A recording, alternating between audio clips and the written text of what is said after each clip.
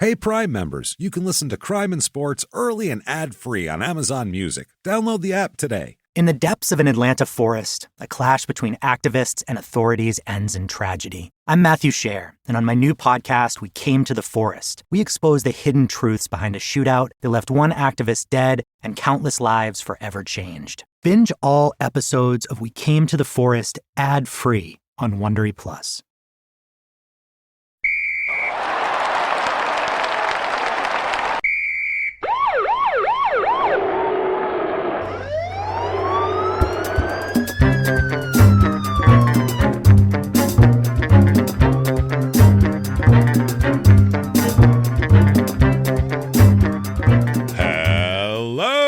And welcome to Crime and Sports. Yay! Oh, yay indeed, Jimmy. Yay indeed. My name is James Petrogallo. I'm here with my co-host. I'm Jimmy Wissman. Thank you, folks, so much for joining us today on another insane, crazy edition of Crime and Sports. Coming around the bend here to the back stretch. Absolutely. Today we have one of the ones that we've been obviously requested from the very start, and it's one of the craziest stories ever. We actually, well, we'll get into it here, but it's Aaron Hernandez is who we're going to talk about today. So even people who don't know sports know Aaron Hernandez. So we'll get into all of that very quickly before we start. ShutUpAndGiveMeMurder.com is where you get all your merchandise and stuff like that. Patreon is the important thing here. Yeah. Patreon.com/Crime and Sports is where you get all the bonus materials. Sure do. That's where you get all the good stuff here. Well, it's all good stuff, but this is where you get extra good stuff. If anybody $5 or above, you get access to the entire back catalog. You get access to new episodes that come out every other week, 2 new episodes every other week, 1 Crime and Sports, 1 Small Town Murder. You get access to all of it. All of it. All of it. This week, what we're going to talk about for Crime and Sports, we're going to do something very fun. A few episodes ago, we were doing an old-timey episode, and some turn-of-the-century 1910 era commercials, ads and newspapers came up, and weird headlines. So we are going to dive into that because we got so much feedback from that. And people are like, holy shit, those ads were hilarious because they're like long and they're about medical things that have been debunked for 100 years. So it's so much fun. Old-timey ads and weird sports stuff from back then, too. Weird sports headlines. It'll be like reading a sports section in 1901 is what we're going to kind of go for here. And then for Small Town Murder, we are going to talk about, we have to do this about once every 10 months or so because they finish up their seasons. Love After Lockup.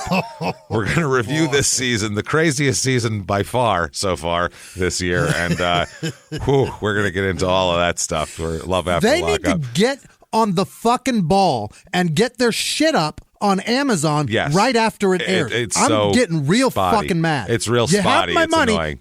Give me the fucking show. I'm happy to pay for it. Give it to me. Yeah, exactly. You won't get that with Patreon, though. Those go up every other week. You will get your show. And then the next Patreon after that's going to be the prisoner dating game. So we have some good stuff lined up. Patreon.com/Crime and Sports. That all is. And you'll get a shout out at the end of the show, of course. Oh, for sure. Absolutely. Yeah. And if you donate on PayPal, you get a shout out as well. That's our email address, crimeandsports@gmail.com. That says, let's get into this. Yes. Let's do it. Aaron Hernandez, we've been asked from our very first episode, are you going to do Aaron Hernandez? Of course we're going to do Aaron. No, we're going to do sports criminals and skip a murderer. That's what we're going to do. No, of course, who played for the Patriots in their golden era. Of course we're going to, who hung out with Tim Tebow, for Christ's sake. Of course we're going to talk about it. It's crazy. It was some of the biggest news the entire time this podcast was happening. Oh, shit. It was going down during the whole podcast. Yeah. I mean, the podcast started before, when Aaron Hernandez was still alive. Put it that way. The podcast was going. So, it's been a while. And on this one, I have to say, we have actually we did like a documentary. This crazy thing is I don't remember what it's called. I don't remember what streamer it was on. I don't know. It was Netflix. It was Netflix? It was definitely Netflix. Okay, we were on a Netflix Aaron Hernandez documentary. So somewhere... Oh, no. That was Investigation Discovery. Okay, Investigation Discovery. Yeah. So we were at some point out there somewhere as an Investigation Discovery Aaron Hernandez special with us on it. And my name misspelled. Yeah. And yours too. And you were Wistman, I believe. And Wistman. Who knows what I was? It could have been anything. So either way, terrible. We gave them the names and they still messed it up. So whatever you hear from Investigation Discovery, grain of salt. Let's just put it that way. They couldn't get our names correct, and we gave them to them several times. Spelled them. There was paperwork involved in this. We had to sign our names to a release thing and everything, so they had our names. They cut us a check. They cut us a check. Did we get paid? Yeah, we got paid slightly for whatever small amount, little. The documentary scale or whatever it was. But yeah, and then we also got offered to talk about Aaron Hernandez on another documentary. Do you remember that? No. Yes, remember that was the L.A. thing where they offered to fly us coach to L.A., do the show, and then take us right back to the airport to fly back on coach and for no money. And we're like, what are you, fucking crazy? No, I'm not doing that. You nuts? At least a nice hotel room if I'm gonna do you a favor. Like, what are you talking about? We'll fly you Southwest to LA. We'll inconvenience you terribly. And you get nothing for it. Cool? No, not cool. So we have studied Aaron Hernandez. We've gone over the Aaron Hernandez thing. We know all about Aaron Hernandez. Put it that way. So that said, let's get into Aaron Joseph Hernandez. Let's do it. Oh, here. AJ over here. Let's get it on. Born November 6th, 1989. So that seems so young for all of this. So young. For all of this to happen. Holy shit. Oh, my God. It's right. It seems like he should be what the fuck, 74 or something for all the drama he's caused. It seems like his birth date should definitely be like 1974, 1976. Unbelievable. Crazy. So we'll go over his childhood quickly because as weird as his childhood is, it's nothing compared to the rest of his life. So it's kind of you got to go through. You can't get stuck on any one component of Aaron's life here because you'll miss everything else. It's just so much going on. His dad's name is Dennis, and his brother's name is Jonathan. And apparently Dennis would beat the shit out of Aaron and Jonathan often. Really? This was a very common thing here for Aaron. So when we talk about CTE, it could have started from an even younger age, getting hit in the head as a child by your dad, possibly, maybe. Who knows? So that's something to think about. Aaron, Dennis, and Jonathan, it sounds like such a Caucasian household. Yeah, very much so. Very much so. It's so bizarre. It sounds, well, they're not like... They're certainly ethnic. I don't know what they are, though. Yeah, but they've been here. It's kind of like I just liken this to Italian families. By the time they've been here for 4 generations, they're kind of... a lot of it gets kind of bred out of them, and they end up being Wonder Bread Wops, as we like to call them. That's how it works. I appreciate the Sopranos publicizing that term because that's been used for decades in the community. So that's funny as shit. When I heard that, I was like, oh, wow, now everybody knows about that. Interesting. So I guess Dennis was a big drinker, and he'd just come home and take his problems out on his children, essentially. Jesus, Dennis. That will make for either meek children or very tough children, one or the other. Yeah, or bullies, straight up bullies. Totally, that's how it works. So Aaron has a very, very close relationship with weed. By the way, he really enjoys weed. From the start. From high school. Weed keeps Aaron on the tracks. Yeah. It's if you need to get Aaron a little bit stoned, I feel like, or else he's going to be very fiery, like more than normal. His temper gets all out of control, and he's a real kind of angry guy, and I feel like the weed tempers him a little bit. And I don't know if he figured that out early on because he was angry with his family situation, his dad beating the shit out of him or whatever, and he figured out that weed chills him out or what it is, but... It certainly helped, I'm sure. He's got a lot of aggression. It was the catalyst for trying it. Yeah, and at the same time, if he's smoking weed the whole time and doing terrible things, you can't discount weed making him less inhibited as well. You know what I mean? And I'm a huge weed proponent, but I mean, if it works for you, it works for you. If it doesn't, it doesn't. But apparently Aaron really, really enjoys weed. Starts hanging out with a guy in high school and smoking weed before, like, football practice and all that sort of thing.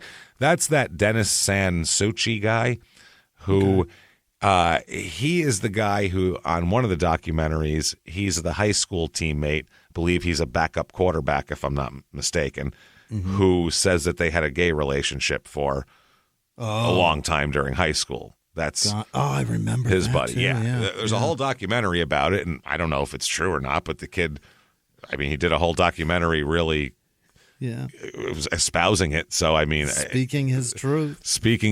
So I'm not sure. And based on what happens later on, I'm not going to discount it being true.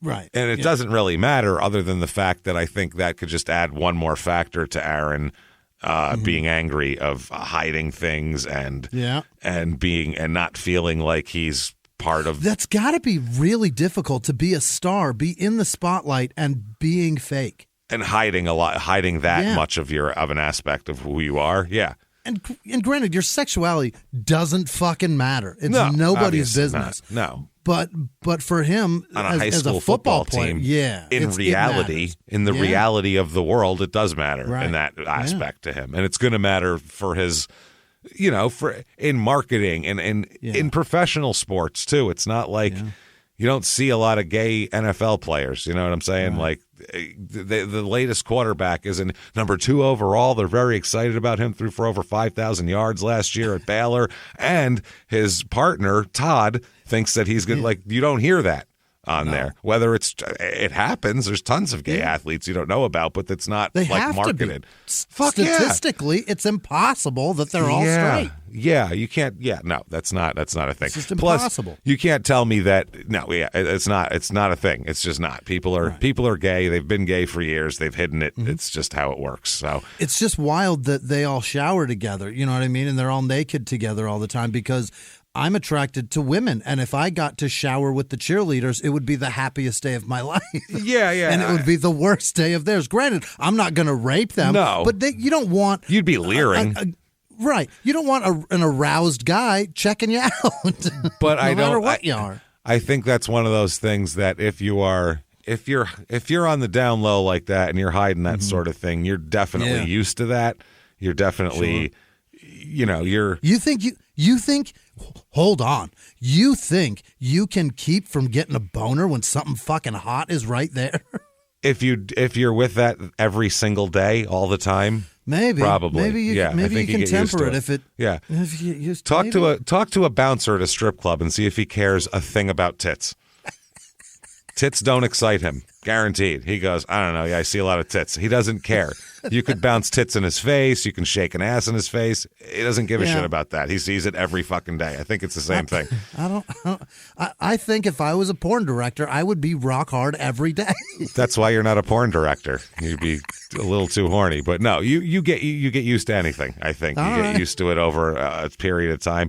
There's guys who have hot-ass wives who cheat on them because they're like, I don't know, I'm just not feeling it anymore. And you're like, what are you, fucking crazy? That broad's hot. That's what happens. You're like, what is wrong with you? People just, especially guys, they're just used to things. Oh, there's 40 cocks again. Great. Like, who cares after a while? So now Jonathan, his brother's going to have a lot of insights here, which is good because a sibling will know more than a parent. You know what I mean? Always. Yes, they're much more trusted as a confidant. Absolutely. You don't tell your parents your dirt. No, and you're probably they're probably going through similar things and they're comparing notes. So that's how that works. And they may have done some of the dirt with you. Who knows? Usually, yeah. So his brother Jonathan said that Aaron told him later on that Aaron had been molested when he was a young boy by somebody in the neighborhood. And so that's a big deal later on with his lawyers. Aaron will speak to his lawyers about being sexually abused as a child either. They never identify who this possibly was. Apparently, we're not sure who this was. So Aaron was close to his cousin Tanya. Okay, that's a cousin of his. And apparently, Jesus Christ, Tanya's husband, Jeff, had an affair with Aaron's mom, Terry. Oh, so wow. Aaron was, and it came out, I guess, and, it got blown up.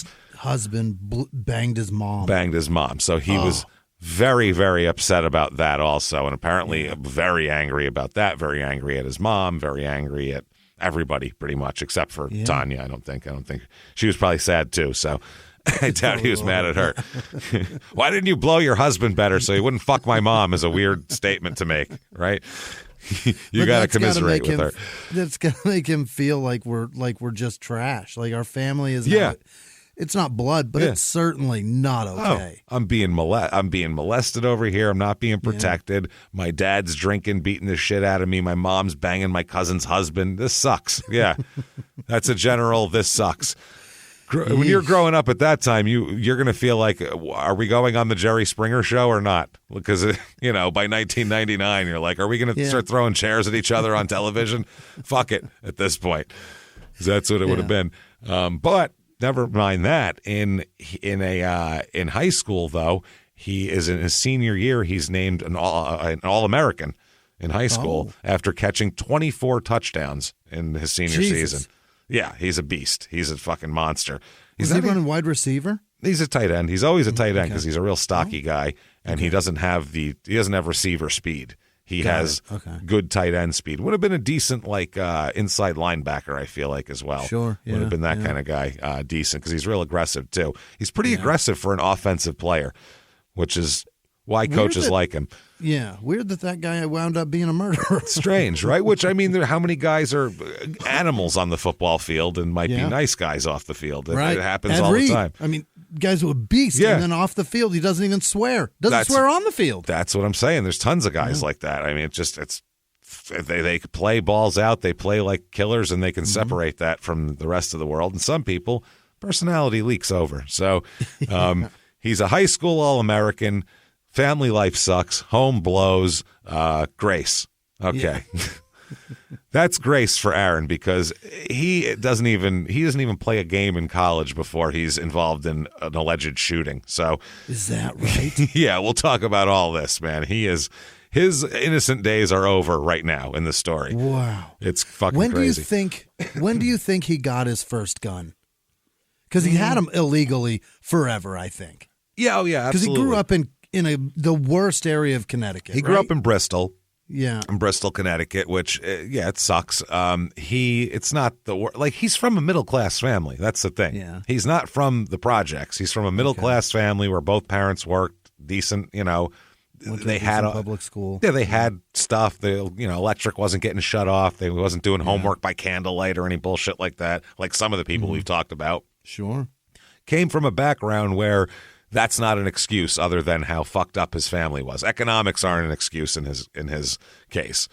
It's all brought upon themselves and behavioral and whatever was instilled. He's abused as a kid. He's got all sorts of problems, but that's still tons of people are abused as kids in every single way, and they don't grow up to be Aaron Hernandez. It's just, one of those things. 2006, though, right before he goes to college here, his father, Dennis, who at 49 goes in for a hernia surgery, normal hernia surgery, and dies. Oh, shit. During a routine hernia surgery. Just died on the table. Yeah, that's died right then. Aaron said, everyone was close to my father, but I was the closest. I was with him more than I was with my friends. When that happened, who do I talk to? Who do I hang out with? It was tough. So man. I guess despite his father being abusive when he was younger, he, I don't know, made friends with him. I guess. I tried to make his dad happy, I'm sure, and eventually... Well, also, he's 17 and probably could kick the fuck out of his dad now. I was going to say, he tried to make his dad happy until the day that he got so big that his dad went, I don't know if I should hit that motherfucker. He's huge. He goes 225 right now. I don't think works out in the morning. Like, I get up, I cough a bunch, I smoke a half a pack of cigarettes. He gets out and does bench presses. Like, that's how he does what he does when he gets up. This is crazy. Maybe wrong guy to fuck with. Let's have another kid. I want someone smaller. Can we get someone smaller in here? Fucking kid is huge. So apparently Aaron tried to be a peacemaker amongst his family, but after his dad's death, his family really kind of got into fighting with each other and fell apart. His mother, I guess his mother said later on that he was very, very angry at this time after his dad died. just very, very angry. And his older brother described him as lost and didn't know what to do with himself. Right? Absolutely just decimated and lost by his dad being killed, dying. Yeah, it's so. I mean, that happens, but usually by 17, you might be able to. I don't know. It shouldn't. You tend to lean on friends, and like that guides your way. You know what I mean? And you bond with them closer, and then that shit matters to you. But he said the closest person he had was his dad, which is interesting. That sucks. It's very interesting. So he gets recruited by a lot of colleges, even though he's got some negative things attached to him. There's some negative stuff about him. He's got a temper. He's got an attitude problem once in a while. They're unsure of his possible gang affiliations, criminality, things like that. But it's Florida. So they say, is he currently under indictment for like a major violent felony? Currently. No, that's been dropped. Don't say investigation. Say indictment. Full court press. Yeah, I'm talking about indictment. Has it gone to grand jury? Because if not, we can recruit this kid. I really feel like he can contribute in the backfield. That's how Florida is, especially during this time. The amount for this Urban Meyer era of Florida, the amount of felons that have come from this team is mind-boggling and staggering. It's fucking wild. Think about the behavior that Urban Meyer would look beyond when, as an NFL coach with the biggest spotlight ever on him, he's backdoor fingering a chick in a bar. That's what I mean. That's who Urban Meyer is. That's crazy. We'll find out exactly who Urban Meyer is this week. But in Florida at the time, it never came out because who was the face of the team, Jimmy? Oh, that was Tim Tebow, Mr. 316 himself. Mr. Smiles and a little ting comes off of his tooth and his eye twinkles and Jesus dances before him. So this guy can make Jesus wiggle on the cross. That's how fucking religious he is. So they never got past that. He'd do an interview and they'd be like, oh my God, what a wonderful young man. I wish he'd marry my daughter. Murderers, killers, whatever. That's fine. But Tim Tebow. Wrap it up. We need to get out of the locker room and let Tim be. Look at him, this lumbering son of a bitch. So Aaron was so shaky that the staff in Florida, this is a quote, the staff in Florida didn't want him going home on the weekends. Because Back to they were Connecticut? Anywhere, because they were afraid of what would happen if he ever tried to go, even for a spring break or a Christmas break or something. Wow. Just stay down here, why don't you? Yeah, they were afraid he'd get into trouble. Enjoy the sun. Yeah, what are you going to go to Connecticut for? It's cold there. It's November. Thanksgiving? No way. So they tried to convince him to stay during breaks, and there was a lot of uneasiness about home football weekends because the guys from Bristol would come down for home games. What? So his dad always insulated him from those people in Bristol, this person says. His dad had associated with them, I believe, and when his dad died, he was broken. The guys who were there for him were the gang guys, and that's where the loyalty came in. Those guys had his back, and it was important. So that's where he kind of slips into this. He's looking for his friends, and he leaned on his friends. His friends just happened to be gangbangers, which isn't the best friends to lean on. So here's right away. He's at he goes down to Florida. It is after the school session has ended, but before, obviously, the next season and before summer practices. Okay, so this is him. They go down there right when he's done with high school to start getting acclimated to the campus and everything. All right, like June or late May. Yeah, it's like right then. So this is at a bar called The Swamp, which it's a good place to be. It's in Florida. It's called The Swamp. I'm avoiding it, but apparently it's heaving on the weekends, this joint. Come back in the day. on in, get some warm beer. Oh, that sounds disgusting. It's no air conditioning, but we put the fans on. It's fine. You'll love it. Don't worry about it. Keeps the bugs out. Gross. So it was about a midnight on a Friday night. Now Aaron was upstairs. It's around campus. It's called The Swamp. It's a bar restaurant. He's hanging out there. He's hanging out with Tim Tebow and a guy and a tennis player named Sean Young.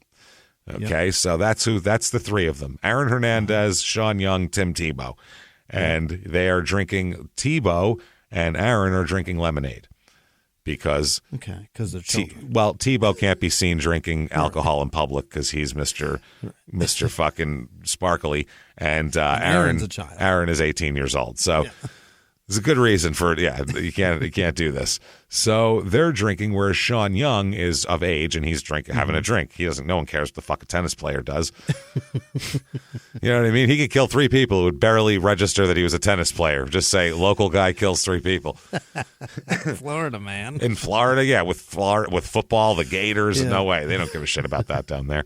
So he's doing that. I guess this is between when classes were over and finals. Finals are the next week for Florida. Got it. So it's still technically in the school year. So apparently it's full. The bar's packed. This place is packed. And before a little while, a waitress comes over with 2 shots that somebody sent over.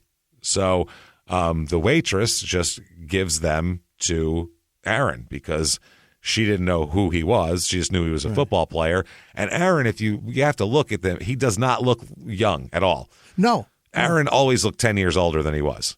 Well, he has a strong man's face, but it still looks youthful and kind. But I mean, like the way his like beard stubble is it's like a 35-year-old man's beard stubble. He doesn't look like a child. He just doesn't. And he has a solid jaw. He looks, and he's big. And he's a big guy. Exactly. He's a big guy. He's got that low hairline that makes him look, he just makes him look older. Jesus.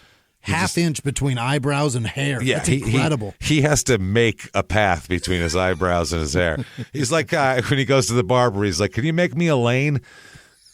Just like width of the shaver lane. That's all I need. Just a ring right one of across. those. Give me a forehead. Just give me like a little, not too much of a forehead. I don't want to be. Give me a ridge. Give me a little bit of a ridge here. Just so the women don't think I'm the wolf man. That's all I'm looking for. So it's packed. They sent over this. Now, the bar's owner, Ron DiFilippo, he owns the Swamp, he said Hernandez looked like a 30-year-old man, like LeBron, a man-child at 17. If you saw him walking your way, you'd cross the street. Didn't look like a teenager. Yeah. Yeah, looked like a big guy. That's a fact. It was almost a compliment, and then he was like, "You'd cross the street. He's scary." He's a big, tough-looking man. Yeah. I think that is not. Yeah, I think it's one of those. And by the way, I mean, let's be realistic here. Do you think that all the Gators that go out drinking are 21 years old in Florida, or do you think that they're happy to have football players in their bar and they don't care if they drink?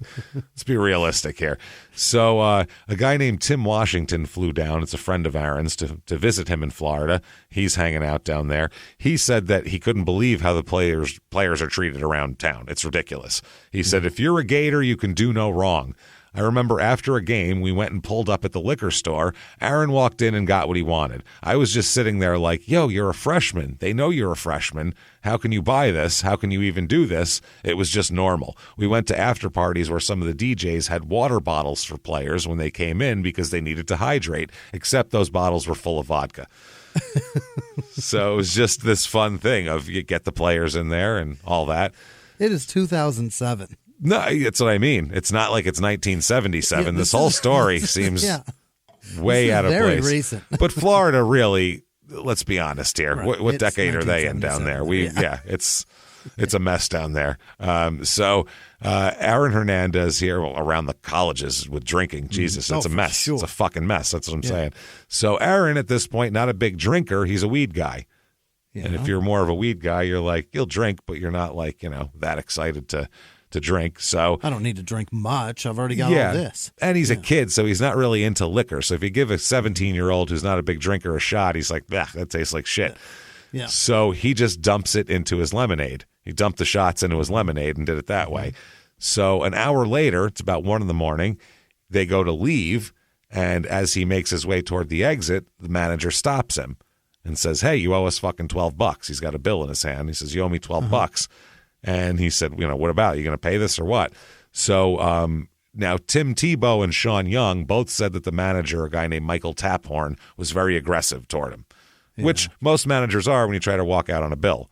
So they generally aren't, it's not you forgot this. You obviously ran up a bill. You knew that you had to pay something. You didn't pay it. I'm a little angry. Now, in this case, it's different, though. The manager is sort of confused. There's some confusion here. Apparently, this guy gets right up in Aaron Hernandez's face, and everybody said he was irate.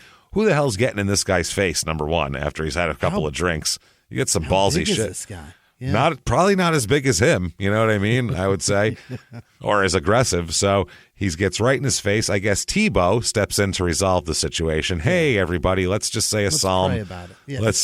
We'll all just say whatever and get over it here. So it was turning into a big deal. A woman standing nearby overhearing it offered, she just said, I'll pay for it. I'll pay for his bill. I'll take care of it. It's $12. I got it right here. But Taphorn said no. The manager waved her off. So he doesn't want his money. He wants a confrontation, it sounds like, at this point. He's I don't know if it's certainly a confrontation, but he's trying to prove a point. Like, fucking That's what it why, is. dude? That's exactly what it is. He's taking a stand business. right here. Yeah. So as this is all going on, the manager says, no, you're not paying the bill, and tells Hernandez to get out. Okay. So the owner, Ron DiFilippo, he says things differently. That's according to Tim Tebow and Sean Young. That's how it went down. Yeah. Now, according to Ron DiFilippo, he says that when Hernandez was confronted with the bill, Aaron said, quote, I don't pay for anything in this town. That's what DiFilippo claims he said. And DiFilippo said like he had celebrity status. So apparently Hernandez agreed to walk outside. Taphorn follows close behind him. And then, according to different people, this is what happened at this point. Oh, boy. According to Aaron, Taphorn stayed all up in his face. And according to Taphorn, Aaron pushed him a few times on their way out of the bar. So they're both calling each other the aggressor at this point. Yeah. I'll bet both of those things happened. I can imagine both of those. That's what I'm going to say. I can imagine both of them happening. What would be a violation that would cause you to push somebody, James? Probably being too close and in your face, right? In your face, you push, you get in the face again, you push away. These things, we've all seen how fights happen. You know what I mean? A few miles from the glass spires of Midtown Atlanta lies the South River Forest. In 2021 and 2022, the woods became a home to activists from all over the country who gathered to stop the nearby construction of a massive new police training facility, nicknamed Cop City. At approximately 9 o'clock this morning, as law enforcement was moving through various sectors of the property, an individual, without warning, shot a Georgia State Patrol trooper. This is We Came to the Forest, a story about resistance. The abolitionist mission isn't done until every prison is empty and shut down. Love and fellowship. It was probably the happiest I've ever been in my life. And the lengths we'll go to protect the things we hold closest to our hearts. Follow We Came to the Forest on the Wondery app or wherever you get your podcasts. You can binge all episodes of We Came to the Forest early and ad-free right now by joining Wondery Plus. He was hip-hop's biggest mogul, the man who redefined fame, fortune, and the music industry. The first male rapper to be honored on the Hollywood Walk of Fame, Sean Diddy Combs. Diddy built an empire and lived a life most people only dream about. Everybody know ain't no party like a Diddy party, so. Yeah, that's what's up. But just as quickly as his empire rose, it came crashing down. Today I'm announcing the unsealing of a 3-count indictment, charging Sean Combs with racketeering conspiracy, sex trafficking, interstate transportation for prostitution. I was up. I hit rock bottom, but I made no excuses. I'm disgusted. I'm so sorry. Until you're wearing an orange jumpsuit, it's not real. Now it's real. From his meteoric rise to his shocking fall from grace, from law and crime, this is the rise and fall of Diddy. Listen to the rise and fall of Diddy exclusively with Wondery Plus. Especially fights that are, it's different if it's like the staff of a bar that you want to frequent. You're going to be less likely to fight that person. It would take a couple more pushes and everything to escalate that if it was just some other drunk asshole at the bar. So we've all seen this. So apparently at this point they get out on the patio and Taphorn puts it like this, quote, he sucker punched me. Took a shot at him, and then after he punched him, Aaron ran away. He punched him and then ran at full speed, which had to be Tim Tebow's probably like, what's happening right now? I'm going to be late for church on Sunday, and it's only Friday night. This is worrisome for me. So I guess Aaron loses one of his shoes as he runs away even. He doesn't even stop for his fucking shoe. He ran out of a shoe and kept going. So that tells me he knows he's wrong at that point. Yeah, exactly. It feels like he probably felt threatened, punched the guy, and then reality hit him in the face, and he was like, "Oh my God, I have things to lose now." I suppose, yeah. I think to me, this is one of those, as they got outside, he was planning to punch the guy, and he was planning to run away. That was his plan. That was one of those, pop, and I'm running. It just doesn't seem like that would be, because I've seen people take shots at people like that, and that's what they do. So it's always fucking planned here. So I guess his left eardrum was blown up by this. He got punched in the ear. So he blew up Taphorn's eardrum. Took 6 weeks for that to heal, but he still ran after Aaron. And some of the bar staff also ran after out there. They're yelling, "Come back, come back." And Aaron just kept running. So wow. There you go. Taphorn picked up his shoe and used it as evidence, gave it to the cops when the cops got there. And I bet he wishes he would have kept that. Yeah, gave it away and put it on the fucking bar. No shit. And they all knew who, right? Put it behind the bar, nail it up to the wall. On a mantle. Yeah, that's Aaron Hernandez's shoe. He ran out of it after he exploded my fucking eardrum. Aaron Hernandez. What'd you say? Can't hear you. Aaron Hernandez's sucker punch shoe. So he kicked you with the shoe? Here, no. He punched me and then he ran out of the shoe. It's never mind. Maybe I should put a plaque explaining what happened. Because everyone's very confused by it.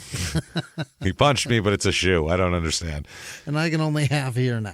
Yeah, that's I can half hear you. So either way, the cops get there, and everyone knew who he was, even though he hadn't even played yet, and he just fucking got there like 2 months ago. Wow. He said, quote, "the freshman tight end," he told the Gainesville Police Department. Knew exactly what it was.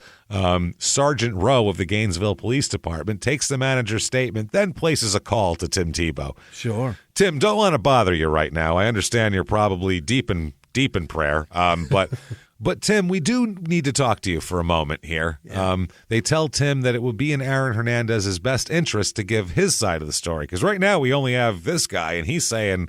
And it doesn't look good for you. Yeah, I mean, if he gives his side, obviously we'll believe him. He's a football player. We know they never lie. So clearly it's okay at that point. So... he said that Sergeant Alert told Tim Tebow that no one's going to alert the press, and your name will be kept out of this. Yeah. It didn't come out that he was even there till later, obviously. It's like, well, can't have Tim Tebow's name sullied here.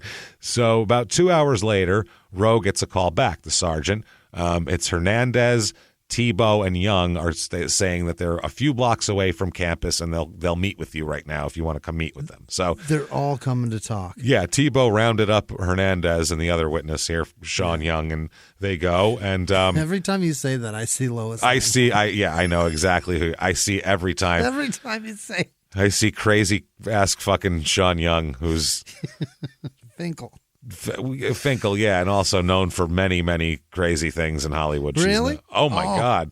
She's the one who, when they made one of the Batman, she dressed up in a cat suit. She bought her own cat suit and showed up at the fucking director's house saying, "I should be Catwoman." And they were like, "Are you out of your fucking mind?" So it's like a big joke now. Over here in it.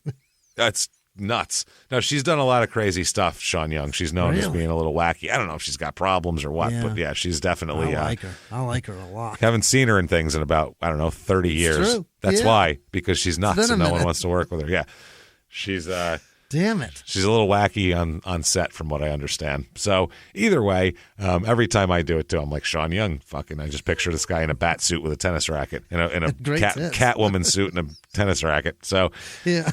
They inform Aaron of his Miranda rights, but he says he wants to tell his side of the story. He told the police that he didn't know the woman who brought him the shots was a waitress. He didn't realize that the waitress was bringing them to him, and he thought that a fan had sent him over or something. He's like, I didn't ask for them, and she showed up with shots. So they were charging him for things that they gave him? That $12 was for those shots. And he didn't know that he didn't order them, so he didn't know they were that he had to pay for them. That's I guess wild. I don't know if it was whatever. So he said, I didn't order the drinks. I didn't even like the drinks, so I didn't want them. Well, why the fuck do I have to pay for them? He says that this Taphorn guy kept rolling on him, kept advancing, kept coming toward him.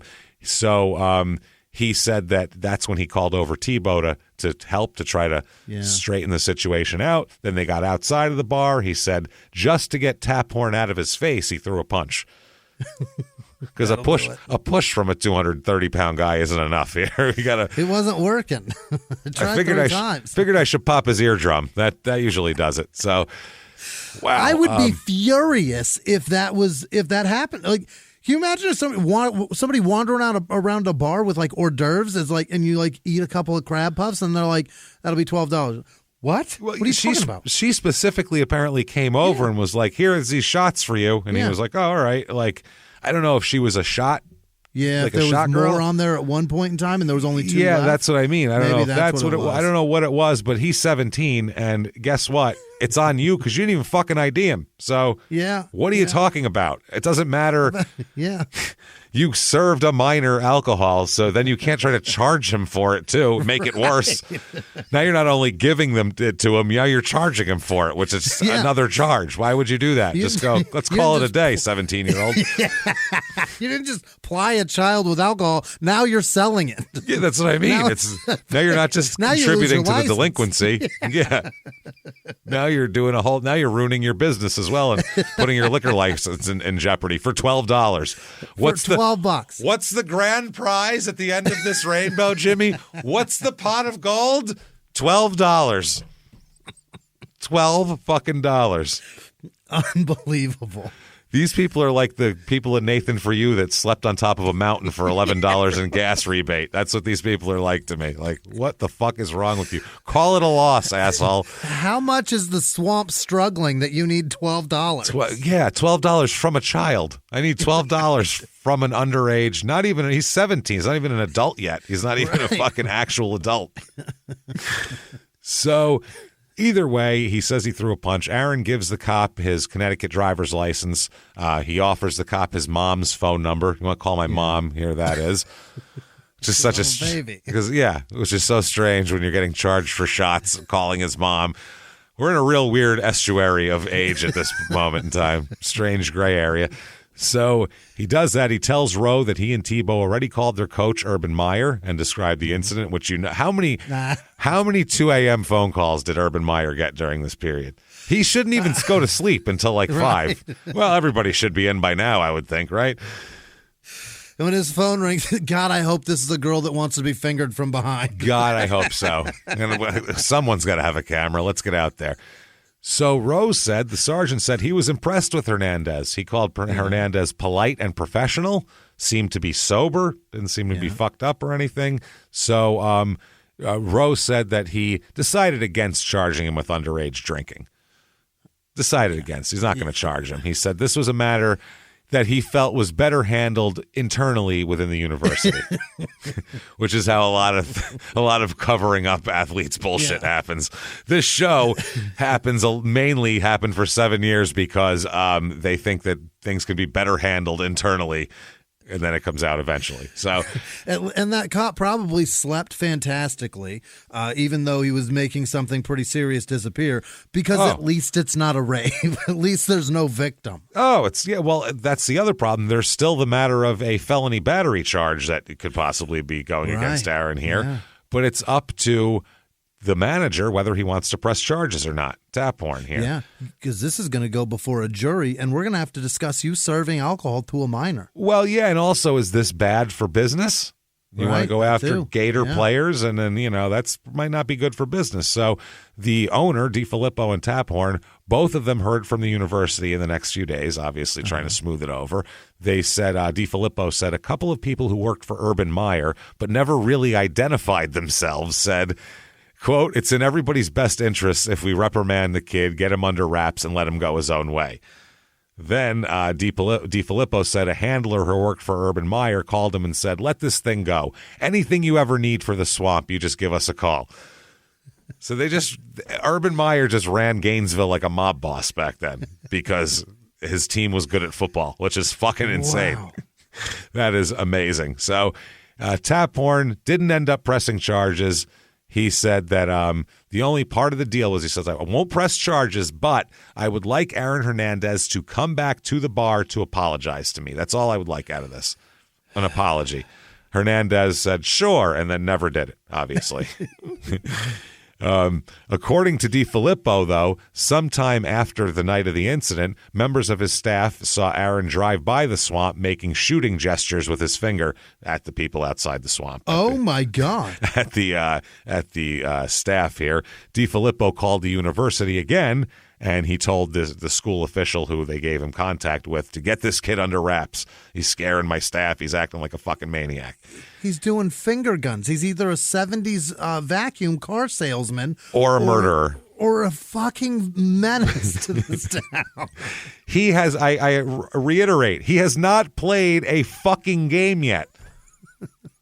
Not a single down. He's not trading against the clout that he's gotten because he's done so much. He hasn't even done shit yet. Imagine when this guy gets a few touchdowns, how he's going to act. Oh, holy God. shit.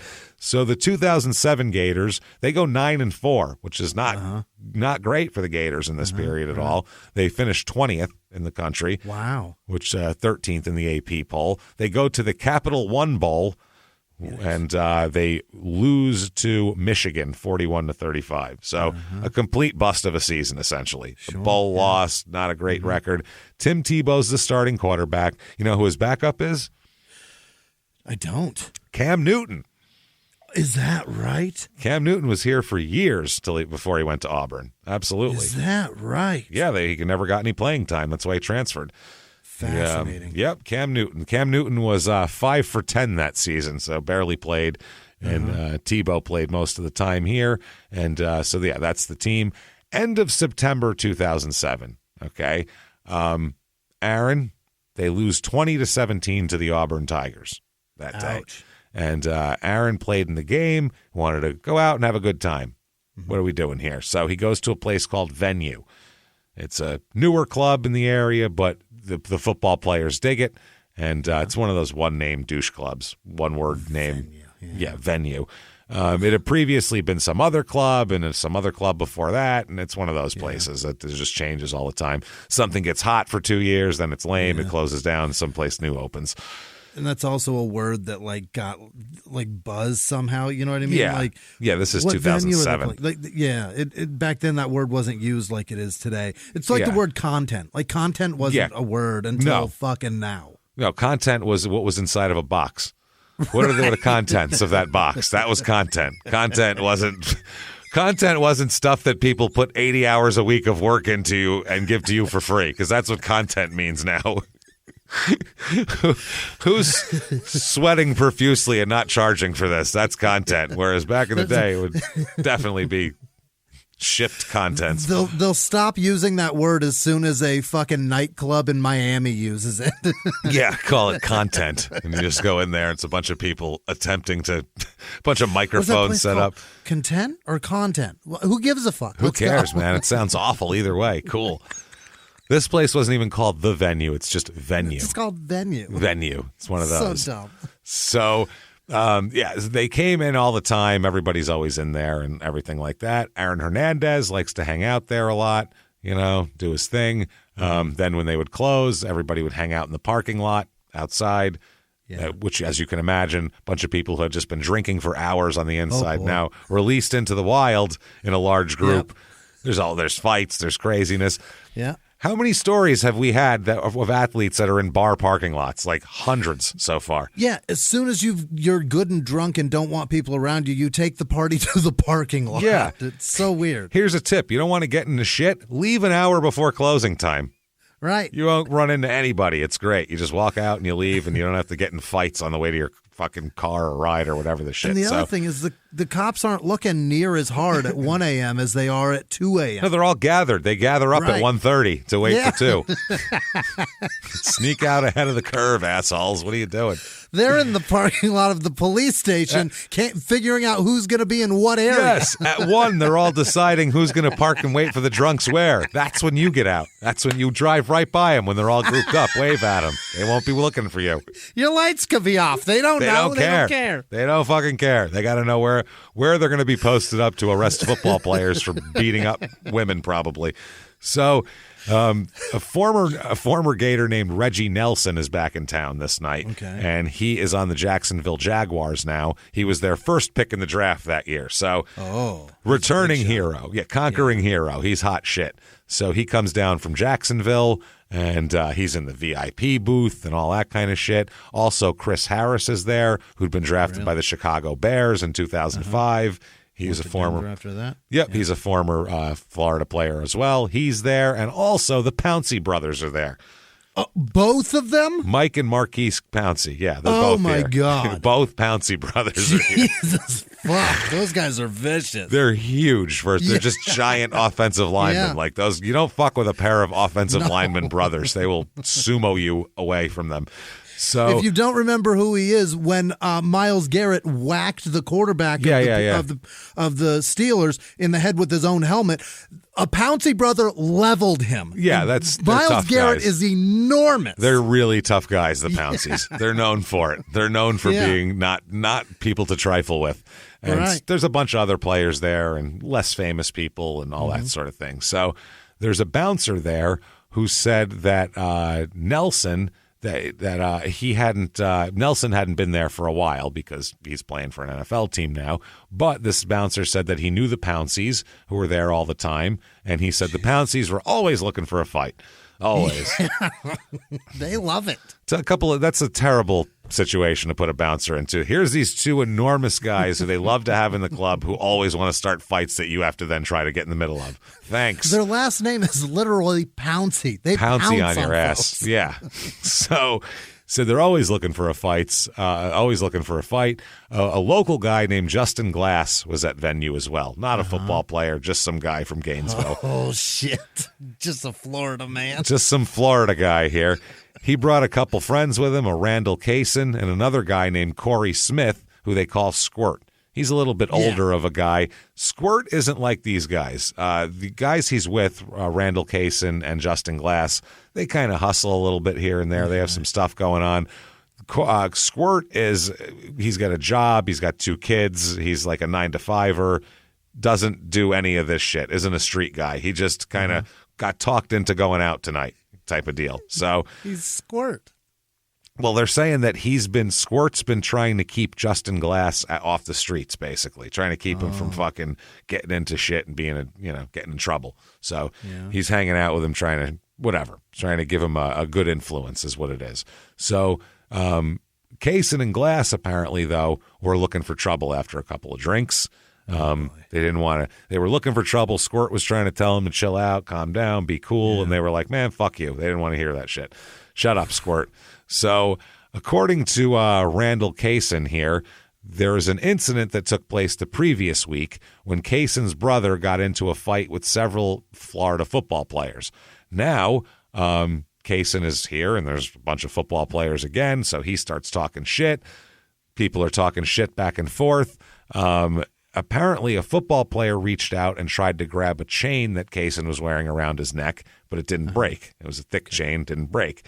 So Reggie Nelson said that at this point, he said when he got there, Aaron Hernandez told him about this incident that happened here. I guess what ended up happening is that somehow one of the Pouncey brothers' chains got snatched off. That's how it happened. Boy. Okay. So Aaron Hernandez tells Reggie Nelson, hey, this is what happened. This one guy, and they snatched a chain away from the Pounceys and, all this type of shit. So then the bouncer again, he says it was Justin Glass, not Kaysen, who was the guy who started shit with the Pounceys.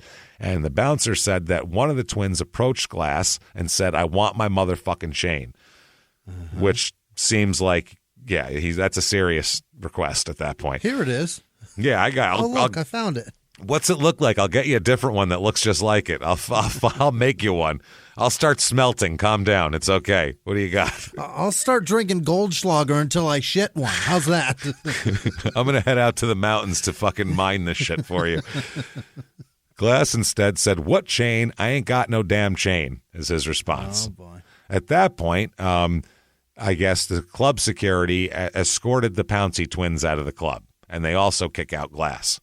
So now they just basically kick the confrontation out into the streets, which is they just threw a 2-on-1 into the streets with the monsters. When you do that, you usually like have a hold period of like, you're going to stay here for a minute, you're going to get the fuck out of here, and then we're going to let you go in 10 minutes when everybody's calmed down and they've driven away.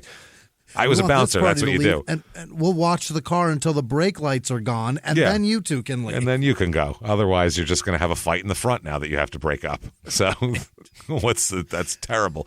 So that's what they do. They escort him out. The Pouncey twins said afterward, out in the club parking lot, they said a black man who snatched a chain away from Pouncey taunted them and tugged at his shirt, like tugging at his own shirt, showing them like that he had a gun, even though he didn't show a gun. He was just like tugging at his bottom of his shirt, like, don't come near me. So now everybody seems to agree that Reggie Nelson stepped in to try to defuse the situation. Hey, it's all good. Hey, listen, I'm a millionaire. I don't understand why you guys are so upset. That's what that is, basically. Hey, guy who works at a car wash and students who are trying to make it. I'm doing very well. Do you understand that? There's no reason to be upset. Which is how I would be if I was him. Hey, come on, everybody. You ever heard your name by Roger Goodell in the first round? It's pretty cool. Pretty cool. Awesome. Anyway, I'll tell you the story. I don't know what you assholes need to do. So he gets in there. He tries to broker some peace. He knew Kaysen, I guess, Nelson, had ran into him around socially. Yeah. And he said, listen, I don't want these players getting in any trouble. I don't want any bad shit to happen. I don't know what to do here. Kaysen told Nelson that the chain had already been given away. We don't have the Pouncey's chain anymore, basically. So Kaysen and Nelson ended up shaking hands and hugging and saying, okay, we're cool at that point. So Kaysen and his friends took off in Squirt's car, a white Crown Vic, like probably a auction police car. Yeah. And the football players get in their own cars. They take off with Aaron Hernandez in tow. All right. So that should be the end of the night, right? Right. No, it's not. Over. So there's traffic as the Crown Vic that Squirt is driving goes down University Avenue. All the clubs have let out, so it's packed. Remember, like after our show in Cincinnati, that's what I feel like it is, where it's all like a street packed with college kids. Every venue's a bar. Yeah. That's what this is here, and we're just like, oh God, I've never felt older. If you're over 27, you don't belong anywhere near this place. You really don't. Well, we're standing on a street corner telling young girls to keep an eye on their drinks. Oh, my God. This is after the show at Bogart's. We actually did that. There was these young girls walking by. It's freezing. They don't have nearly enough clothes on. Not for like, for modesty, for actual temperature. They look cold. And they're like drunk and they're going into other bars. We're like, keep an eye on your drinks. Seriously, watch each other's drinks. Like we're telling them we're giving them like all these, like, hey, you keep an eye on her drink. You keep an eye on hers. Let's teamwork, ladies. Come on. Let's not get raped out there. Like we were so worried about these young girls. We were, Yeah. I mean, it's we both have daughters, and that's what I picture. And I'm just like, hey, cover up, and it's cold out. I mean, you can take it off when you get inside. I don't care. Shake your ass if you want. Shake your ass, whatever. Watch your drink first. Get the drink from the bartender. Don't take it from him. And watch him make it too. I don't trust anybody. Be careful. Truth, yeah. So anyway, either way, that's what was going on, and this is what's happening here.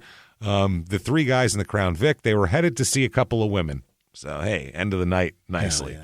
So windows down, everybody's going.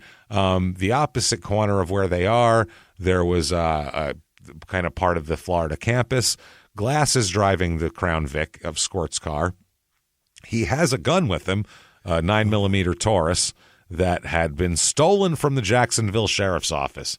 How you steal guns from the sheriff's office? I have no fucking idea, but he stole a gun from the sheriff's office somehow, or someone did, and he ended up with it. I don't know how that happens. Hey, Jacksonville, maybe lock those up. Just be a little more careful with confiscated weaponry. So Randall Kaysen's in the back seat. He also has a Smith & Wesson .40 caliber. So they're loaded up here. This gun also has the serial number filed off, which is the sign of a quality weapon as well. So sign of a very legit for a legally purchased weapon. Absolutely. Every time you go purchase one, they go, "Oh, one moment, sir. Can you pick this up tomorrow? We just got to file the serial number off real quick." That's usually what happens at the gun shop. So Squirt is the only guy who doesn't have a gun. He's the only guy he doesn't want them to have guns. He's just like, fuck. Either way. They're at a red light. Glass notices some girls next to him.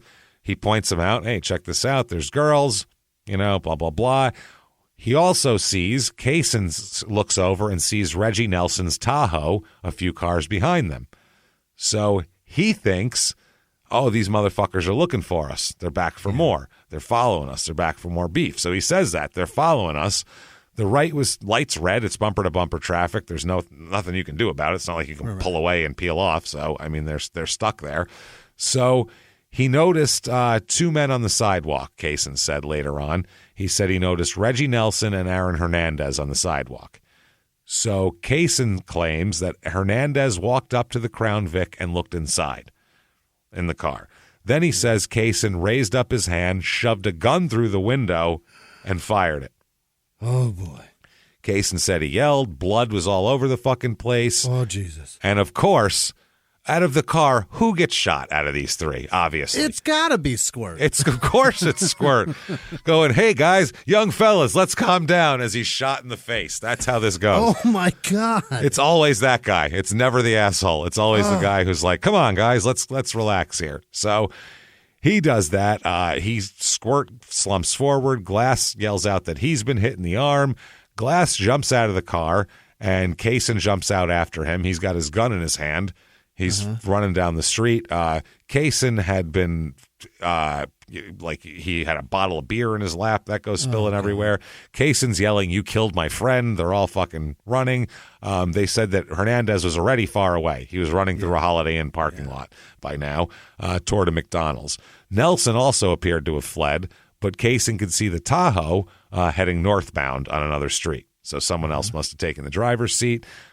So at that exact moment, somebody in another car, completely unrelated to anything, tossed a pack of firecrackers out the window into the street. Oh, my God. Which people do all the time in this situation. So they're popping. So there was gunshots. There's firecrackers popping. Nobody knows if those were part of the firecrackers or nobody mass really confusion. knows. It's just mass confusion. People are piling out of their cars. Some people are saying they were shooting. Some people are saying it's just firecrackers. People are running. It's a fucking mess. So either way, the bullet went into Squirt's brain. They said, at the time they said if he survived, he might not be able to. It might be a vegetable at this point. Yeah. So they get some witnesses at the scene. They called the witnesses said the shooter was was black and thin with cornrows, maybe about 5'10" in height. Huh. Now Aaron is not black. He's certainly not thin. He's about 6'1", and I've never seen him with hair longer than a quarter of a fucking inch long. So impossible to cornrow. So that's an issue there. But obviously eyewitnesses are the worst form of identification of anything. So who the hell knows? Somebody might have seen that person running because they ran away from gunfire. We have no idea. Right. So either way, Squirt was shot in the back of the head. Glass is shot in the arm. It's a fucking mess inside the car, obviously. There's blood everywhere. It's a goddamn disaster. So Squirt goes to get an operation. They spend hours removing a bullet from him and performing a bone flap procedure. What the fuck is that? Sewing the part of Corey's skull that had been removed into his stomach where it would remain for the next 9 months. Why would you do that? I guess then it I don't know. Grow the bone? In your I have no clue. Sandra asked who shot you, and Squirt said that's his mother, Sandra, and he said 2 men were involved. He couldn't really talk. He just said 2 guys. And then he flipped his hand over to show his hand, and he said it was like this at the palm of his hand, not like this and the back of his hand. So he was saying light guy, skin, not a dark guy. Yeah, Yep. he goes like that, not like this. So light skin. So he flipped his hand over again, showed him his palm, and he said he was this color. That's all he could get out. He was that color, which is exactly what Aaron Hernandez looks like. Not a dark skinned guy with cornrows, but this. So either way, detectives, they stop at the crime scene, the hospital. They're trying to figure out what the fuck happened. It's a mess. People are identifying 100 different people that were around, so it's a lot to go through. It really is. So they're there. They're going through everything. Now, Kaysen described the shooter as a 6'3", 6'4", 240-pound Hawaiian or Hispanic man. Huh. Fair enough. In the 1980s, a rosé swept the country. Hey, Mike, I really like this White Zinfandel. Well, good. Now put it down. I'm going to try another one. White Zin became America's top-selling wine. But most don't know that this sweet drink has a sour history. What began in 1986 with counterfeit bottles, a big fraud, a multi-million-dollar fraud, sent investigators chasing one of the most powerful families in the business, the Licciardis. But the closer the feds got to them, the more dangerous things became. It's a story of deceit. At the time, I was paranoid. Threats. You touch my kids, I will kill you. And murder. With a .22 caliber bullet to the head. What started with a scheme to mislabel wine spilled into a blood-soaked battle for succession. Welcome to Bloodvines. You can binge listen to Bloodvines exclusively and ad-free on Wondery Plus. Join Wondery Plus in the Wondery app, Apple Podcasts, or Spotify. Behind the closed doors of government offices and military compounds, there are hidden stories and buried secrets from the darkest corners of history. From covert experiments pushing the boundaries of science to operations so secretive they were barely whispered about. Each week, on Redacted, Declassified Mysteries, we pull back the curtain on these hidden histories. 100% true and verifiable stories that expose the shadowy underbelly of power. Consider Operation Paperclip, where former Nazi scientists were brought to America after World War II, not as prisoners, but as assets to advance U.S. intelligence during the Cold War. These aren't just old conspiracy theories. They're thoroughly investigated accounts that reveal the uncomfortable truths still shaping our world today. The stories are real. The secrets are shocking. Follow Redacted, Declassified Mysteries on the Wondery app or wherever you get your podcasts. You can listen to Redacted early and ad-free right now on Wondery Plus. He said that the man had been wearing jean shorts, a green collared shirt, he had tattoos, and he said he was probably a football player from Florida. He said that Reggie Nelson had been standing out on the sidewalk at the time the shooting occurred, and he said the Pouncey twins were involved too, even though, you know, they weren't around. He didn't see them. He just said this is an incident stemming from the Pouncey twins, so maybe talk to them too. So it's a fucking mess. They talked to Urban Meyer. That's who the cops call next. Yeah. Urban Meyer. They talked to his assistant. You don't even get to talk to Urban Meyer if your players shoot a guy in the face. To talk to his assistant. By 6:30 in the morning, they're talking to the assistant, and they said, we need to talk to the Pouncey twins about an attempted murder that happened tonight. Then they asked the assistant if he was aware of any white, Hispanic, or Hawaiian men the Pouncey twins might have been hanging out with.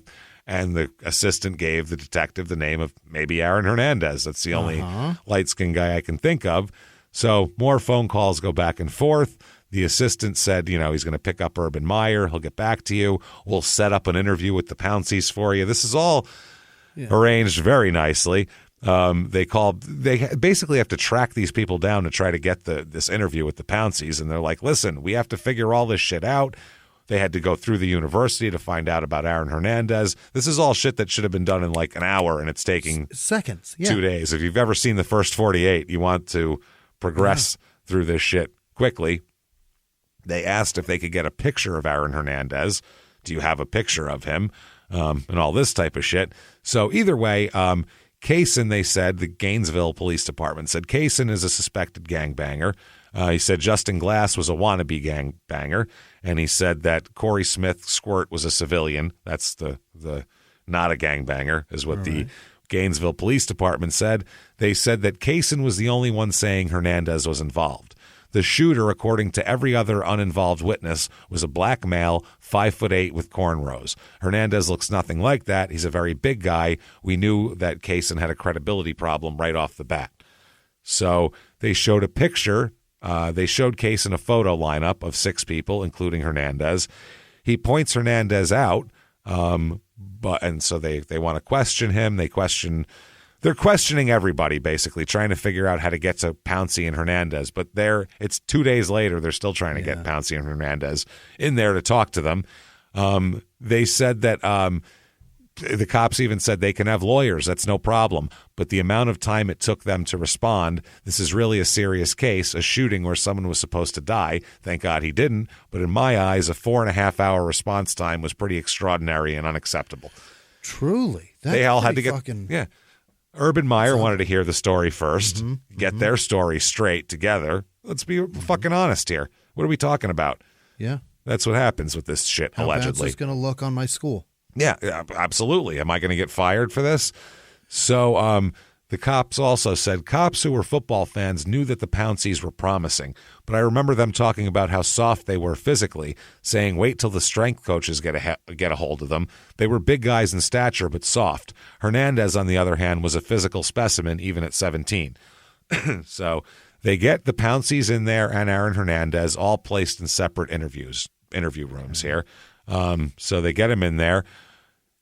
Basically, they all have, the desk, and you've all seen interrogation rooms. So they all do that. When they go in to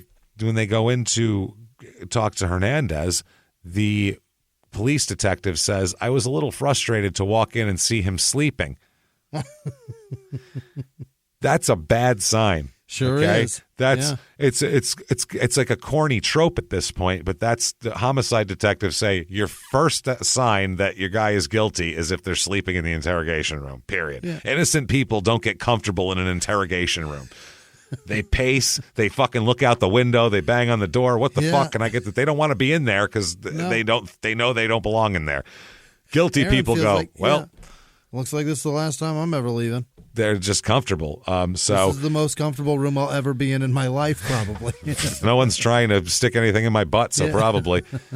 So either way, she says that she moved on, this detective, to interviewing the Pounceys. Didn't wake Aaron up, so let's let him sleep a little bit here. So Marquise tells the detective, Marquise Pouncey, that his brother and Aaron and a friend of theirs went to venue. Around 1:30, a man snatched his thick gold chain off his brother Mike's neck. The chain was thick and was a large Jesus head as a medallion. Pouncey said the club was so crowded he couldn't see who snatched it. Pouncey said after the club was closing, they were standing outside. A male walked up to them and said, I got your chain, and pulled his shirt like he had a gun. Pouncey said there was such a crowd he couldn't be certain he had one, but his actions were, that he looked like he had one. He said that the black male also there, the other guy, said, quote, I rule these streets, which is hilarious. I rule these streets. Pouncey said he told Reggie Nelson about the chain incident. Nelson told them there's nothing he could do about it. Pouncey said Nelson spoke with the male later on and told him nobody wanted any trouble. So Mike Pouncey said he left the venue around 1:30, and there's the chain thing that goes on and on. He said that at one point, Pouncey said he went to the parking lot where the guy who he thought had snatched the chain approached him. He said, quote, I got something for you. You need to stick to football, and pulled out the chain and told him to come get it. Then the guy kept backing up, but grabbing at his shirt like he had a gun. So that's when Reggie said, no, don't worry about it. Let's just get out of here. And that's when that's the two Pouncey brothers stories. They basically are the same story. So they kind of line up, all right? So both twins said that after the incident that Nelson and the twins and Aaron Hernandez went to a campus restaurant. And then after that, about 20 or 30 minutes they spent, they got some food. Then they went to get other food at a Checkers restaurant. They ate twice in a row. They said this was about 2:30 in the morning. Afterwards, they went back to their apartment, and there was that. Now, there is a discrepancy in the twins' statement. Marquise says that Hernandez was with them the whole time. Mike says that Hernandez left the Checkers before them at about 3 in the morning. So they have a little discrepancy there. So either way, Reggie Nelson's also getting interviewed. Reggie Nelson says that Aaron Hernandez had been the one who told him about Kaysen snatching Pouncey's chain outside the club. Pouncey had pointed out Kaysen as the guy who snatched the chain. Nelson knew him, spoke with him, said that the chain had already been given away, and that's all that stuff that we told you about. So the detective then, they all talk about this, and they're going in trying to figure out how to go at Hernandez at this point, since he's the one who's been accused of being a shooter. So finally, they go in to interview Hernandez. He's still sleeping. 2 hours. He's sleeping on a desk. 2 hours, a nap. So as soon as they open the door, he pops up awake. They read him his Miranda rights. They're not sure about Kaysen's statement. They're not really believing that. So they read him his Miranda rights, though, just in case. And Hernandez says to them, they said that, they don't think he did anything. They're just trying to verify and get him out of here, basically. Hernandez says, I'm not going to say anything. I want my lawyer present. I'm sorry. My lawyer told me to say that. So Marquise Nelson, who's an NFL player, and the two Pouncey brothers who are on the team both spoke openly about this. No problem. Yeah. He goes to sleep, and then says, I want my lawyer. Now, wanting your lawyer is a good way to approach this, but this is all kind of being handled back channel, so it's an odd approach. You know what I mean? It's interesting. So, but looking at it the other side, maybe he's sleepy because he's been up all night and he knows he did nothing wrong, and so he's like, I don't care. I'm just going to have him talk to my lawyer anyway. I'm going to take a nap. Wow. Yeah, I don't know. If they think I shot somebody and I'm in an interrogation room, I'm up. I'm awake. I can't wait to tell people how much I didn't shoot somebody. Like, I want a lawyer after that, but I'm getting out. I didn't shoot anybody, motherfucker. Check my fucking hands for that. Run the test on me. I didn't shoot a motherfucking soul. I'd be screaming it in there. I want to go home so I can sleep. This is bullshit. I'm so tired. I'm so tired. So instead, he does that. They interview a bunch of other eyewitnesses and everything else. Every person identified the shooter as a black man with cornrows, green polo shirt, under 6 feet tall, and slim. No one except for Kaysen said anything about a Hawaiian, a Hispanic, a big guy, none of that shit. So they end up interviewing Kaysen again, and Kaysen said at that point he admitted that he assumed Hernandez had been the shooter. He assumed it because of the incident at the club.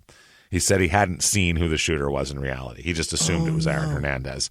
So he said that he'd balled himself up inside the Crown Vic trying not to get shot. And basically he said, I take back my Aaron Hernandez thing. I just thought it was him, but I didn't see him actually. So they got nowhere on that. No one ever ends up being charged for it. It's just an incident that's a fucking mess. But the guy lived? The guy lived, yeah, and no one ever gets charged for it. Got an $80,000 chain out of it. That's it. Someone got an $80,000 chain out of it. So either way, that year, Aaron plays in 13 games. He's a freshman. He only has 9 receptions for 151 yards and 2 touchdowns, but that's good for a freshman. They're happy with that. Not bad. 2008 Florida Gators go 13-1. 13-1 here. Let's see here. They win the BCS championship game against Oklahoma 24-14 and win the national championship. Tim Tebow quarterback, Cam Newton's a third stringer now. He's not even a backup anymore. Somebody else. So they're kicking him down to there. Tim himself, who'd they win? Oklahoma in the bowl game. Yeah. Let's see, 2008, Aaron himself here. He plays in all 13 games, 34 receptions, 381 yards, 5 touchdowns this year. Fantastic. Doing much better. 2009 Florida, they go 13-1. They win the Sugar Bowl 51-24 against Cincinnati. They're third in the AP poll, so they're third that year, but still damn good season. Aaron, 14 games he plays in, 68 receptions for 850 yards and 5 touchdowns that year. There you go. He wins the Mackey Award given to the college football's top tight end. So he's the best tight end in football, and he decides time to go for the NFL draft. Fuck this. I'm not getting any better than this. So this is grace for college football career here. So he does 40-yard dash, by the way, quickly. He does a pro day. He doesn't do the combine. Okay. So I have some stats here. The 40-yard dash, 4.64.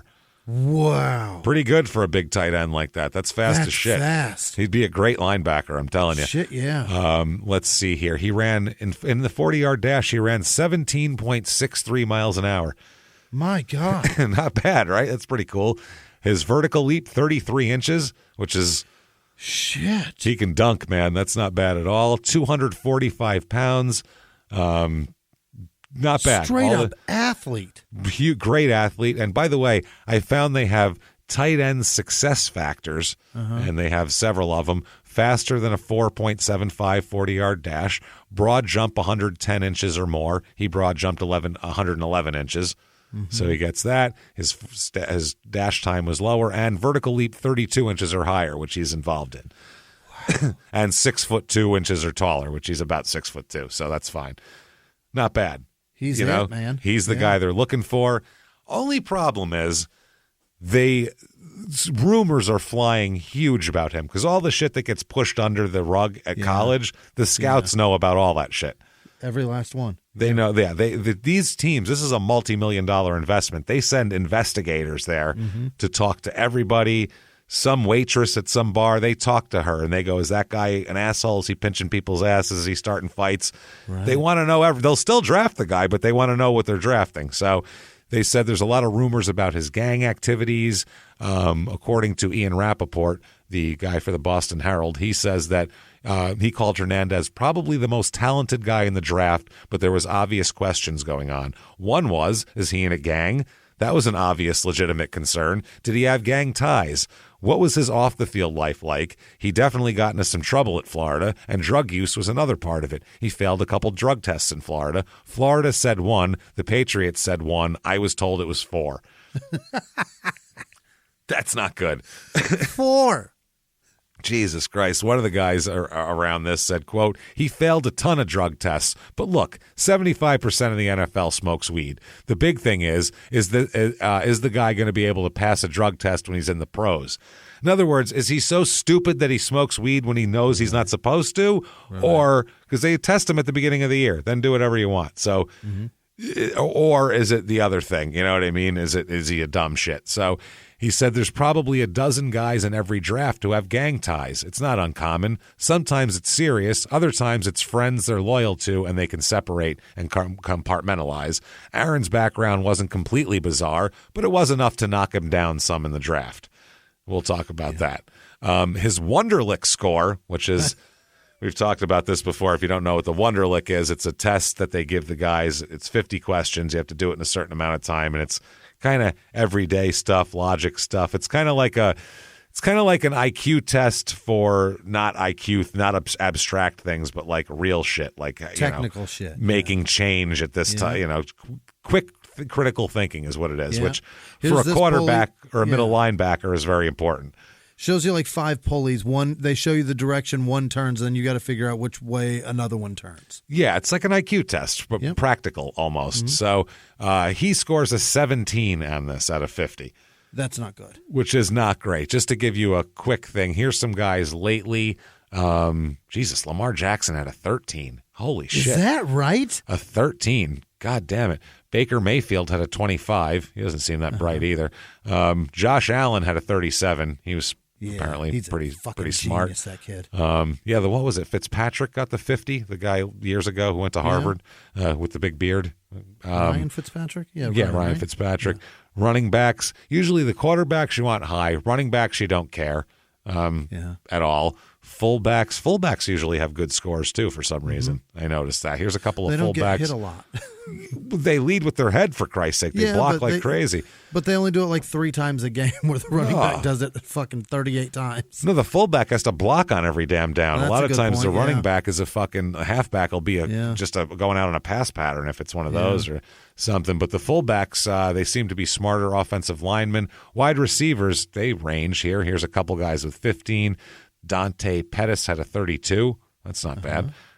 Tight ends, they seem to range. There's a big tight end discrepancy here with everything. Offensive linemen are pretty high. Guards pretty high.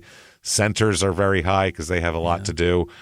Defensive linemen can be dumb. Yeah. They don't mind if you're dumb if you're a defensive lineman. Edge rusher, you can be dumb too, but some of the guys are still pretty fucking smart. Looking at this, linebackers, who is this? Rashaan Evans, 24, Raquan Smith, 24. A lot of linebackers in the 20s, in the mid-20s here. What was this? Safety 30. I was looking for a crazy score, but there really isn't any ones that stand out as like insane. But 17's not great. Right. But for a tight end, they don't really give a shit if he's got all the physical stuff. Gronk can't count to 17. Can you imagine his? Good Lord, it had to be terrible. I'll bet it's a 6. It's got to be nothing, right? Well, it's He's probably dumb like as fuck. It's probably like a 3, and that's only because he didn't finish. Because by the end of it, he's like, "Hey, bro, I ate my pencil. Is that? You haven't? I ate it like I don't know, like halfway through it. I guess I had 3 questions. I got a little hungry. The pencil, I started chewing on it. By the time I was done, I didn't have any pencil left. I just ate it all. What do you want? I was chewing on the eraser, and then I realized, I don't know, halfway through the pencil, the eraser was really hard. Bro, I had that metal piece in my mouth for a while, but I just spit it out, but I kept going. You know how it is. Wood's fiber. Do I get 2 extra points because it was a number 2 pencil? Come on. So he is described on his psychological profile as having good intelligence, despite having shitty grades at Florida. He didn't care about fucking school. A synopsis of a report provided to Fox Sports depicted Hernandez as, quote, passionate toward football with a fun personality. He gets along with all types of different people. He sounded like a regular guy who was a baller, one of the executives said. He was not a good student, but he was a smart enough guy. So 2010 NFL draft, number 1 draft pick, Jimmy. 2010, Cam Newton. Sam Bradford. I was close. Sam Bradford. That's not a great pick. And then Ndamukong Suh and Gerald McCoy, Trent Williams, Eric Berry. A lot of Pro Bowlers in this. C.J. Spiller, Jason Pierre-Paul in this one.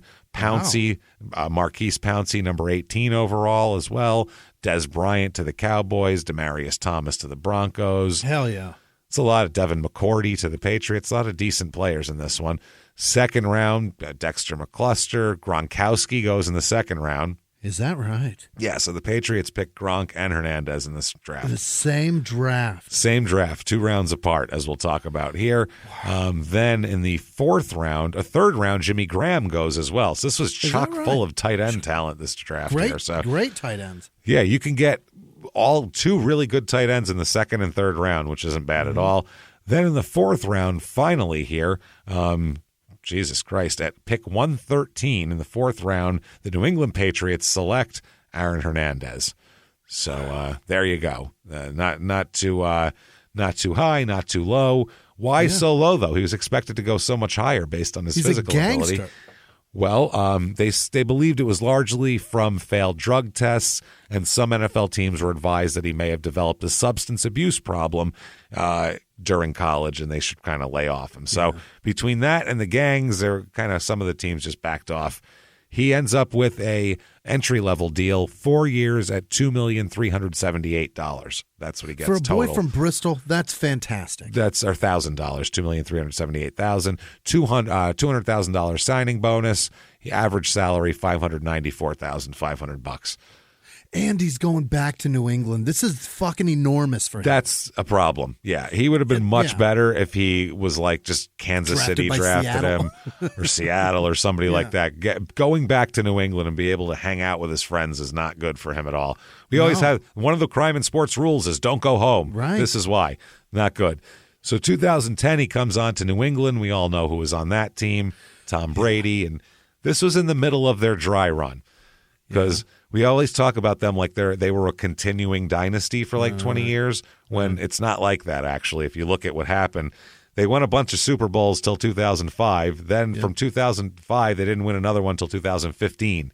Is So that right? a whole decade went by with them not winning the Super Bowl, which normally you wouldn't connect that as the same dynasty. Right. You know what I mean? But the fact that it had the same coach and quarterback, nobody else, They just keep it going. they just said it was the same team, which it wasn't. So it's kind of more impressive because it's 2 separate dynasties, actually. Right. Yeah. So if you look at it that way, it's kind of more impressive, but still it's, interesting. Anyway, so the Patriots here, they go 14-2 that year. Jesus Christ. First in the AFC East, and then in the first round of the playoffs, they lose to the Jets, which was wonder. I hate the Jets, but that was great. That was fucking great. 28-21, they lose. Is that year. Pennington or is that Ryan Fitzgerald? No, that is Mark Sanchez, I believe. As a matter of fact, is that right? that year, or was Mark Sanchez the next year? I can't remember. I believe it's Mark Sanchez. I know that he beat them maybe the next year or this year. That's hysterical. Yeah, there you go. Not either way. Not a Tom Brady behind the center there. So he plays in 14 games. Aaron does. He starts 7 of them. 45 receptions for 563 yards and 6 touchdowns. Unreal. Not bad. That's good for a rookie. Yeah. Especially when Gronkowski's on the other side. Right. A goddamn good target. So 2011 Patriots, they go 13-3 this year. And hell of a year. 2 seasons, they only lost 5 fucking games. Isn't that wild? And they've won 27. That's unbelievable. That's crazy. They beat the Broncos 45-10 in the divisional round. Jesus, that's a thumping. They beat the Ravens 23-20. Good. They always played those games close. They play them 23-20. They beat them. They go all the way to the Super Bowl against the super underdog Giants, who were supposed to get the shit kicked out of them. Yeah. But for the second time in 4 years, they were supposed to lose to them and didn't, and beat the Patriots 21-17. It was wonderful. It was magical. That was the Tyree catch. That was just great. That was fucking fantastic. I'm a Giants fan, so I enjoyed that one. So either way, this year, by the way, he changed his uniform number from 85 to 81 this year. Really? Remember that? Somebody else changed his have. jersey. Oh, he changed it so he came in at 85 and went to 81? 2010 he wore 85, 2011 he wore 81. What is that? I think some receiver came in and wanted 85, so sure he sold it to him or something. Probably got paid, yeah. So he plays in 14 games, starts 12 this year, 79 receptions, which is a shitload for a tight end. That's a lot. 910 yards and 7 touchdowns. That's goddamn good, and averaging 11 That's wide receiver numbers. Yeah, averaging 11.5 yards a catch for a tight end. That's great. You hit him, he averages a first down every time you hit him. Right. That's terrific. So the offseason comes up. The Patriots have liked what they've seen, and they say, God damn it, we have a future with this young man. Yeah. The future here is a 7-year, $39,582,000 contract they signed him to. Holy fuck. Yeah, not bad. Total guaranteed is $15,950,000. That's what, obviously, but still not too fucking bad. $12,500,000 signing bonus. Jesus Christ. Paid. Aaron is fucking paid right now. That said, he's got everything he should be. How fucking good would you be feeling right now? Fuck the Super Bowl. This is great. All I'd be doing is worrying about what I'm eating and football stuff, and I would be so happy. And instead, he's a little unsettled. He's got shit he's got to do. And one of the things here we'll talk about a guy named Alexander Bradley, a buddy of his. Okay, Alexander Bradley lives in Massachusetts. He's a friend of his. He becomes a good friends with Aaron Hernandez through weed, basically. So that's how this works. There's all sorts of friends that he's still hanging out. Aaron's still hanging out with his cousin Tanya, and hanging out with people like that. Tanya had recently gotten married, and so he's hanging out with them. And then he's hanging out with guys like Alexander Bradley. Bradley's a big, giant, tall guy, but he's a real smart guy and everything like that. He's a big-time weed dealer, Bradley, at the time, selling large amounts of weed. He'd been busted in the past for weed and coke and assault and all sorts of shit like that. Your basic general drug dealing dickhead. Yeah, but he's just a nice guy who sells weed now, everybody says. Not fucking with anybody, just sells weed, doesn't sell coke anymore. But they get along really great. Apparently the first time they met, Hernandez wanted weed but didn't have any cash on him. So Bradley said, tell you what, here's an ounce on the house for you. Hey. Which is a hell of a nice gesture. An ounce is a good amount of weed, and that'll build you some goodwill with people. That'll create a customer that comes back. You give me an ounce, I am going to be your buddy. So I'll tell you what. So Bradley said, I used to give him credit for weed all the time.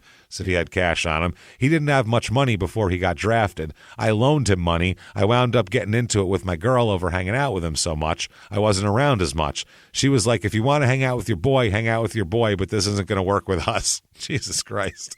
That's hanging out with him a lot. Yeah. Holy fuck. Do you want pussy or a weed friend? Apparently he's looking for a weed friend. They would hang out and smoke and play video games for hours.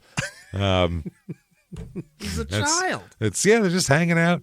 And then I guess when he moved back to New England, Hernandez moved back to New England to become a part of the Patriots. They saw each other even more often. 3-4 times a week they would hang out, do all this shit. They would gamble together. They'd go to the Foxwoods or Mohegan Sun, the casinos. Jesus. They'd go to clubs in Boston and Hartford and all this type of shit. Hernandez even took Bradley on vacation to Miami with him. What? He must have great weed. Bradley said, "We were definitely best friends by 2012. He said that they would hang out. Bradley said he often stayed in the basement guest bedroom of Hernandez's home in Boston. Really? Yeah, he said it started as a business relationship a couple years before that, just selling weed to him. But after the birth of Hernandez's daughter in 2012, Bradley was her godfather. Is that right? Yeah, he just had his weed guy be the godfather. Wonder if I can get an ounce out of that, he's figuring. Making him a godfather to my baby's got to get me something, right? Free ounce. That's how important you are to my life. That's really important. Yeah. Bradley said that Aaron used to chain smoke weed. Like people would chain smoke cigarettes, he chain smoke weed. Smoke as much as an ounce a day. An ounce of weed a day? Okay, that can't be like great weed, though. I'm sorry. You can't be smoking like 30% THC shit an ounce a day because you'd sleep a good amount of that time. You'd be real tired. You'd just be sober. That's so much. It's a lot of fucking weed. You'd never be sober. That's a lot of weed. I love weed, and I smoke a ton of weed. I don't smoke an ounce a day. That would be like smoking until weed doesn't affect you anymore. Yeah, that's just chain smoking big blunts. That's all. That's all that is. For big old what? blunts back to back to back. I could see if you have 30 people you're hanging out with, like you have an entourage and it's getting passed around the room. But if you're sitting playing video games by yourself with one other dude, wow. An ounce a day is too much weed. So he said that he used to sell Aaron up to 4 ounces of weed like a week, and he'd charge him about $300 an ounce for this. Okay. He said that on Sunday nights, they would go to Cure Lounge, which was a nightclub in Boston, and, it was a big fucking like fancy place, and people would recognize Aaron Hernandez and stare at him because, he just got drafted by the local football team. So they're looking at him. He said that Bradley would say, he would ask me, "Why don't people stare at you like that?" I would respond to him pretty much because I'm not you. I'm not on the fucking NFL Fox, dog. Nobody knows no one knows who I am. That's why. You're catching balls from Tom Brady. That's why. Your picture's in the fucking everywhere, and these people know when you have 8 touchdowns last year, they all go, holy shit, they remember all those touchdowns. So, oh my God, it just struck me, James. He must be gay because he doesn't want people to look at him because he's living a lie. He's afraid they can see it. Yeah. And I think it's not just gay. I think it's a lot of things. I think he's hiding a lot inside. A lot. Yeah. He's hiding a lot of who he is at all times, and he thinks that people can see through it. Bradley said he didn't like it when people stared at him. He felt like they were trying him. What I would usually say was, you're a famous NFL player. That's what's going to happen. It's not that big of a deal. In other words, I would try to explain to him that people weren't trying him all the time. It's just the situation, the position he was in, and he didn't need to overreact all the time to that type of scenario. But he thought that Aaron was always paranoid. He said that the average person wouldn't be bothered this much, but he would fucking freak out. He said that it started to seem like every time they went out, Bradley would have to step in and stop Aaron from beating somebody up. That was just because they looked at him. You're not even cut out to be out in public, man. That's the thing. He should stay home and smoke weed and play video games. That's fine. That's a fine existence. It keeps you out of trouble. It's probably better for you than if you were out boozing it up all night on your body. It's probably easier. So who knows? He wants to be a normal person. He wants to be an asshole. He wants to be a shithead, and he's like upset that he can't be a shithead to the extent he wants to be a shithead. He wants to be a blue-collar dock worker, but instead he's got all the money in the world. Yeah, he wants to be a gangbanger is what he wants to be. That's what he's into. He said that the average person wouldn't be this pissed off. He said he acted in a manner like a tough guy all the time. He had a problem with things that most people just don't have a problem with, which makes sense. A few months after the Super Bowl, they were at a place in Boston called Rumor, and Aaron said he saw a guy staring at him. So he said, "What are you looking at?" And the guy said, "I'm looking at you." Yeah. "I know who you are, Jesus Christ." So Hernandez got up in a guy's face, and the guy said, "You lost me a ton of money on the Super Bowl." Okay, well, I mean, He's not responsible for your fucking dumb shit bet. Yeah. Sorry, he's not responsible for that. So anyway, either way, he's not responsible for the Patriots offensive line not being able to fucking stop a 4-man pass rush. He's not responsible for that. He just isn't. Well, actually, he's part of that offensive line, so he kind of is. Never mind. Carry on. I'm also sorry Tyree's got great hands. Yeah, that's sorry about the luckiest play in the history of football. I don't know what to tell you. But the Giants sucked, and they should have beat them by 30 points, so it's their fault for being within fucking striking distance. And that catch didn't score points. You also left Plaxico Burress plenty of room. So let's not talk about this. Also had to drop one over Burress's shoulder, which was pretty goddamn perfectly placed Pretty at the end of the game. yeah. So it all happened. Either way, the room shit got tense. Bradley stepped in and Hernandez walked away. They did all that kind of thing. So that's the type of stuff that would happen all the time. He would, and in exchange, Aaron would give Bradley Patriots tickets. And then Bradley would keep him supplied with weed. So that's how it worked. They had a real nice relationship here. 4 ounces a week is what Aaron would go through, which is QP a week is a lot, man. That's a lot. That's so much weed. That's a pound a month. That's a shitload of weed, man. Dude, Holy shit. A quarter is a lot for a week. I mean, you're sparse in it. By Friday, it's getting low. But a fucking an ounce a day? 4 ounces? 4 ounces a week. That's insane. Oh, my God. He said that he would, Bradley said he would drop Aaron off at his cousin Tanya's house, and then Hernandez would basically stay, hang out, and smoke weed for days with Tanya and her friends and shit like that. He said also Bradley would service Hernandez's cars. He'd also do his shopping and supply him with guns as well when he needed guns. So a hell of an assistant. He's basically a personal assistant. Yeah. He said, Bradley said he felt like people thought he was soft or something and he was out to prove something. He was fed up with the whole feeling as if people were trying him situation. So he wanted a firearm to protect himself in the event that people fucked with him, basically. He said that Bradley ended up saying that he said he was tested most often in Boston because people recognized him in Boston. That's all. Yeah. If he went to Indianapolis, well, they might because they hate the Patriots there. But if he went to Jacksonville, no one would know who the fuck he was. So relax. He said in the Cure area, that's the club, he said that's where he was on heightened alert all the time. One guy who was a promoter for the Cure Lounge, he said that he met Aaron during his rookie year, and over time, he grew to consider him a good friend. He said that this promoter said he took care of several Patriots who went out clubbing. He said from time to time he'd ask female patrons if they wanted to meet one of the football players or another one. So, try to hook them up. He said that Hernandez could be paranoid and super aggressive and that he became more paranoid and more aggressive as time went by. This promoter said, I've seen him punch people. I've seen him do everything. 5 times, 10 times, he'd smack people, punch them in the head, and get violent with them. But because he was intimidating and on the Patriots, he'd get away with it. This promoter said they would just walk away after he hit them. So what the fuck? It's fucking crazy. He said Hernandez even picked a fight with him. The promoter. Really? He said the promoter had spotted Hernandez, Bradley, and another guy walking into the Cure, and he approached to see if there was anything he could do for him to help him out. So London said, is everything cool? Do you need anything? You up for a table? And Hernandez said, quote, you're a Fed, you're a snitch, get the fuck away from me. What the fuck? Maybe he's smoking too much? No, he's getting hit in the head too much. There you go. Yeah, he's getting hit in the head too much, I believe, anyway. I mean, it's probably not helping whatever's going on in his brain. Now it's getting swirled in with other things. I don't think he should have any substances in him whatsoever. No. I mean, at all here. He said, it took me by surprise, this is the promoter, because obviously I'm neither. The bouncers came over because they saw me and I was in shock.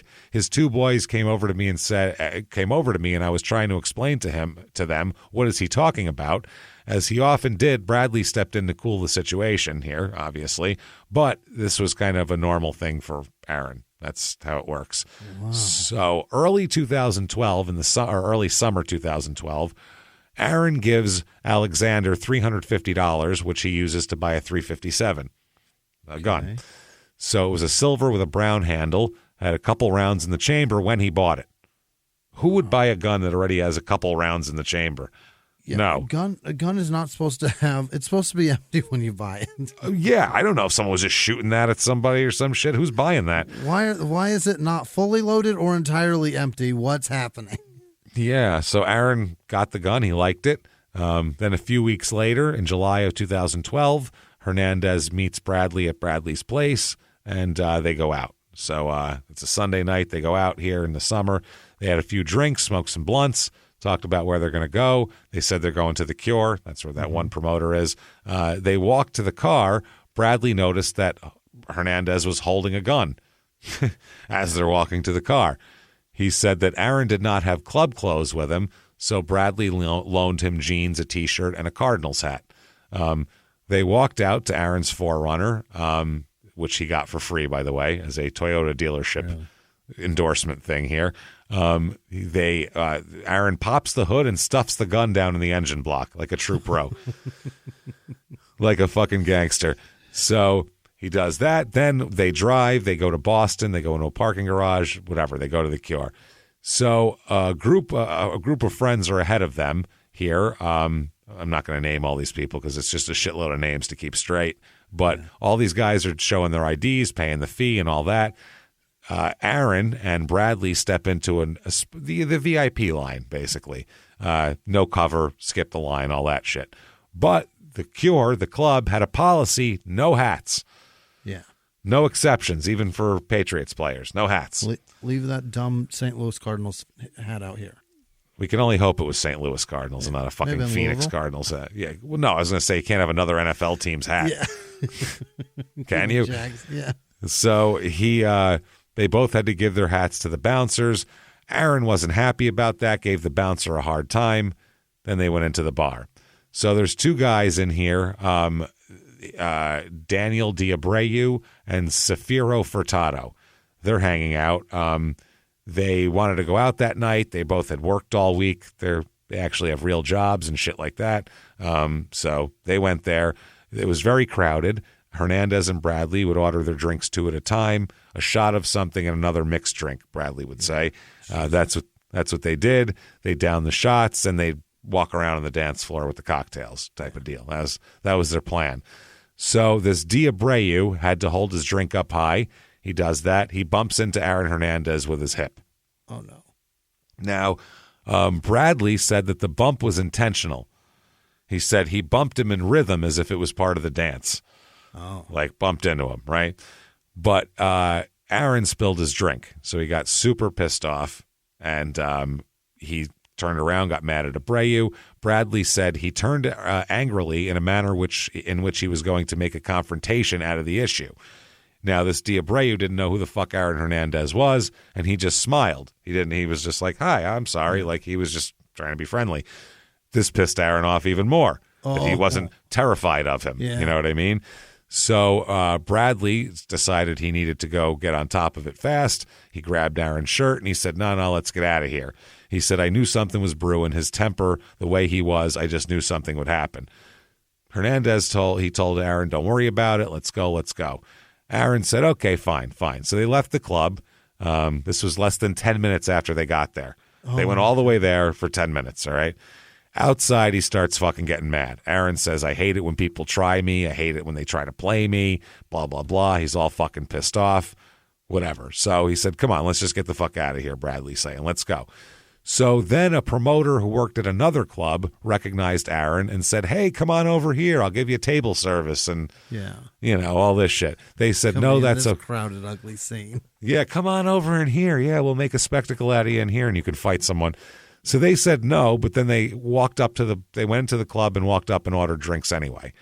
So then Aaron told Bradley that the guys that they ran into at the Cure had followed them in there. Oh my God. He said, see, there you go. Now, not true, though. It wasn't where they were. Aaron thought they had gone to see them, but Bradley said, those aren't the guys, bro. You're totally wrong. Different and Aaron guys. said, no, those are the fucking guys. And he was like, no, they're not. Those aren't the guys, dude. Totally different guys. No. Leave it alone. So now Bradley had to convince him to leave this club because he was going to go attack those guys who weren't even the same guys and never saw him before. Shit. So they get back into the car. They drive around the block. On a side street, they pull over. They smoke some weed. Then Hernandez pops the hood and takes the gun out of the engine block. Why? Puts it in the glove compartment. They drive back out of the street. They park just beyond the garage they were in earlier, and they waited for the clubs to get out. So There is Destiny Fawn is her name, a drag queen in the Boston Theater District, was working that night as the DJ at a club called Underbar. That club closes. She and her friend decide to go for Chinese food. As they're leaving, they bump into Aaron Hernandez. So Destiny said, I don't know who Aaron Hernandez was, but my friend did, recognized him, and all that kind of shit. So Bradley said that they're waiting outside. Bradley said, oh, we're just hanging out here trying to meet some women. But while they did that, who walks up? Daniel D'Abreu and the other guy that he was with from Cure. So Aaron shouts out, there they go, right? And he runs back to the Forerunner. Oh, Jesus. Bradley gets behind the wheel, sees a silver BMW drive past them with the two guys inside, and Aaron says, go, go, go, go. So 2:19 in the morning, the guys they were looking for here, D'Abreu, Furtado, and the friend of theirs, were walking toward the garage where they had parked the BMW. They were going to circle around, pick up another friend of theirs, and outside of the nightclub. That was the point. So they pulled back around. D'Abreu was driving, Furtado in the passenger seat, other guy in the back. Two other guys hop in because they had gone around the block to get him. Mm-hmm. They're working there. There's two security guards from one of the bars. It was closing time there. They say that they're walking a promoter to their car, and they're walking there. They said it was a warm night, but it was quiet. There were no cars. There were no people. The guy goes, it was like a sci-fi movie with papers blowing around. Usually folks are out, taxis are waiting, but we went down to our car, started it. I was driving. Brian, who was one of the guys they're with, is in the passenger seat.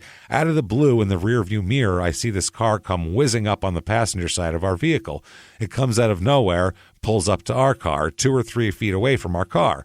I said to Brian, who's that? Is that someone we know? Because we know a lot of people. Yeah. We figured maybe it was someone playing a joke. But Brian looked up at the driver and said, no, I don't think we know him. Leaning over Bradley, because Bradley's driving, Aaron's leaning over him, looks down into the car that they pulled around. He expected to see the guys he was looking at, but he didn't. He saw this other, because they're looking for a silver car. It's a silver BMW. This is a silver Saturn. Oh, jeez. So he thinks he's got the right car. Different car. So they keep going. So they end up gunning it. Aaron says, not them. Let's go. Have you ever gotten a message out of the blue? Maybe you ignore them. Or maybe you end up in conversation. Maybe they tell you about an amazing offer. I can really show you how to make some money. And maybe that gets you into a lot of trouble. But this isn't a story about people like you, the people receiving these messages. This is a story about the people behind the messages, on the other end of the line. Thousands of them, working in a micro-city built for scammers. From Wondery, the makers of Dr. Death and Kill List, comes Scam Factory, a new series about survival at the expense of others. Follow Scam Factory on the Wondery app or wherever you get your podcasts. You can listen to Scam Factory early and ad-free right now by joining Wondery Plus in the Wondery app or on Apple Podcasts. In the 1980s, a rosé swept the country. Hey, Mike, I really like this white Zinfandel. Well, good. Now put it down. I'm going to try another one. White Zin became America's top-selling wine. But most don't know that this sweet drink has a sour history. What began in 1986 with counterfeit bottles, a big fraud, a multi-million-dollar fraud, sent investigators chasing one of the most powerful families in the business, the Licciardis. But the closer the feds got to them, the more dangerous things became. It's a story of deceit. At the time, I was paranoid. Threats. You touch my kids, I will kill you. And murder. With a .22 caliber bullet to the head.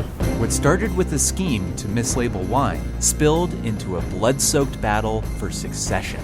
Welcome to Bloodvines. You can binge listen to Bloodvines exclusively and ad-free on Wondery Plus. Join Wondery Plus in the Wondery app, Apple Podcasts, or Spotify. So these men sitting in their Saturn watched the Forerunner speed up and go up to the next car. And one of the guys in the Saturn says, the next thing we heard was gunfire. My first reaction was to look in the rearview mirror. I didn't see anything. Then I said to Brian, where is that coming from? And the guy pointed to the SUV that was next to them earlier. He said, it's coming from the car up there. He caught as Bradley and Hernandez caught up with the BMW. He looked over and saw that Hernandez leaned over to Bradley's seat and said, "Roll down your window." And Bradley reclined, and Hernandez braced his left hand on an armrest and stuck the gun out of the driver's window. Oh, boy. So inside, Abreu and Furtado were looking at their phone. Hernandez said, "Yo." Nobody looked. Then he said, "Yo," again. They turned, and Hernandez said, "What's up now, N-word?" and fucking popped off 5 gunshots at him, apparently. My God. Bradley said Hernandez emptied the chamber. Unbelievable. Glass everywhere, people screaming. Hernandez told Bradley to gun it. Fucking let's go.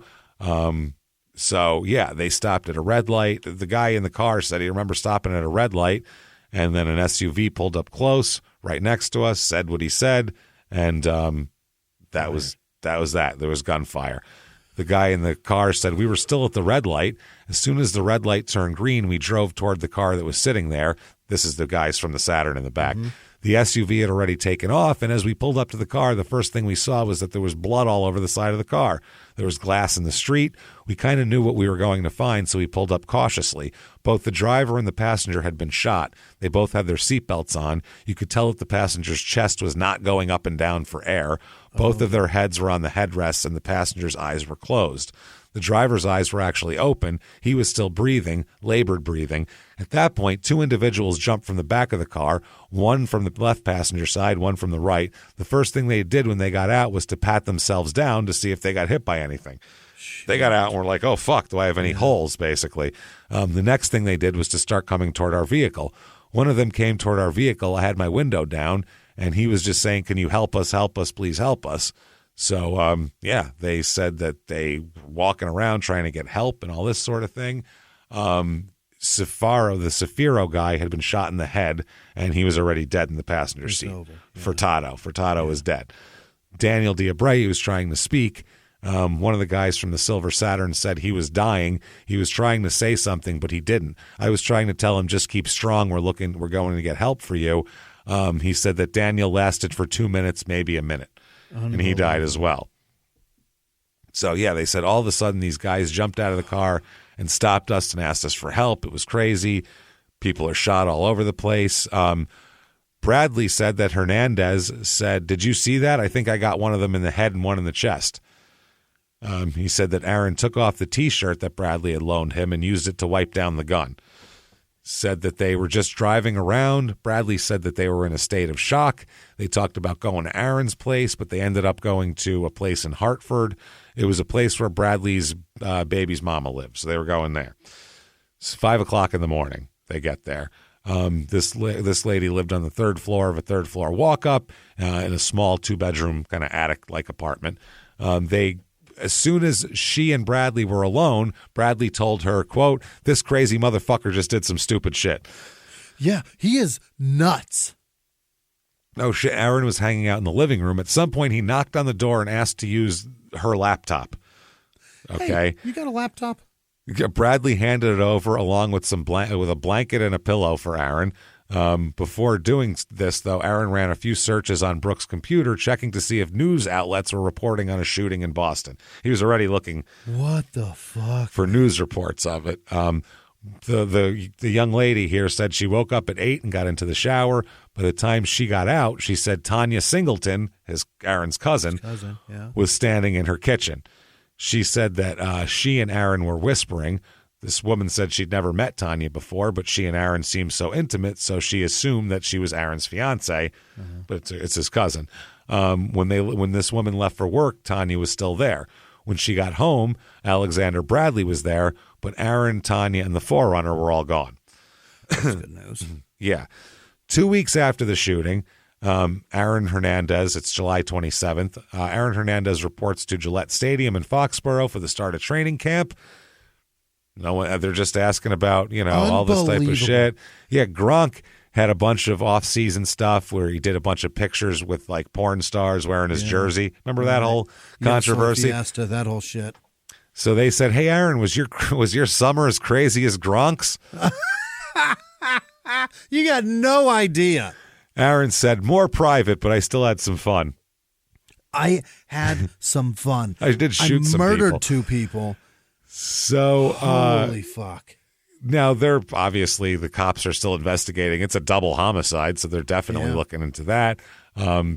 All they have is that a Nissan Pathfinder or a Toyota 4Runner, that sort of thing.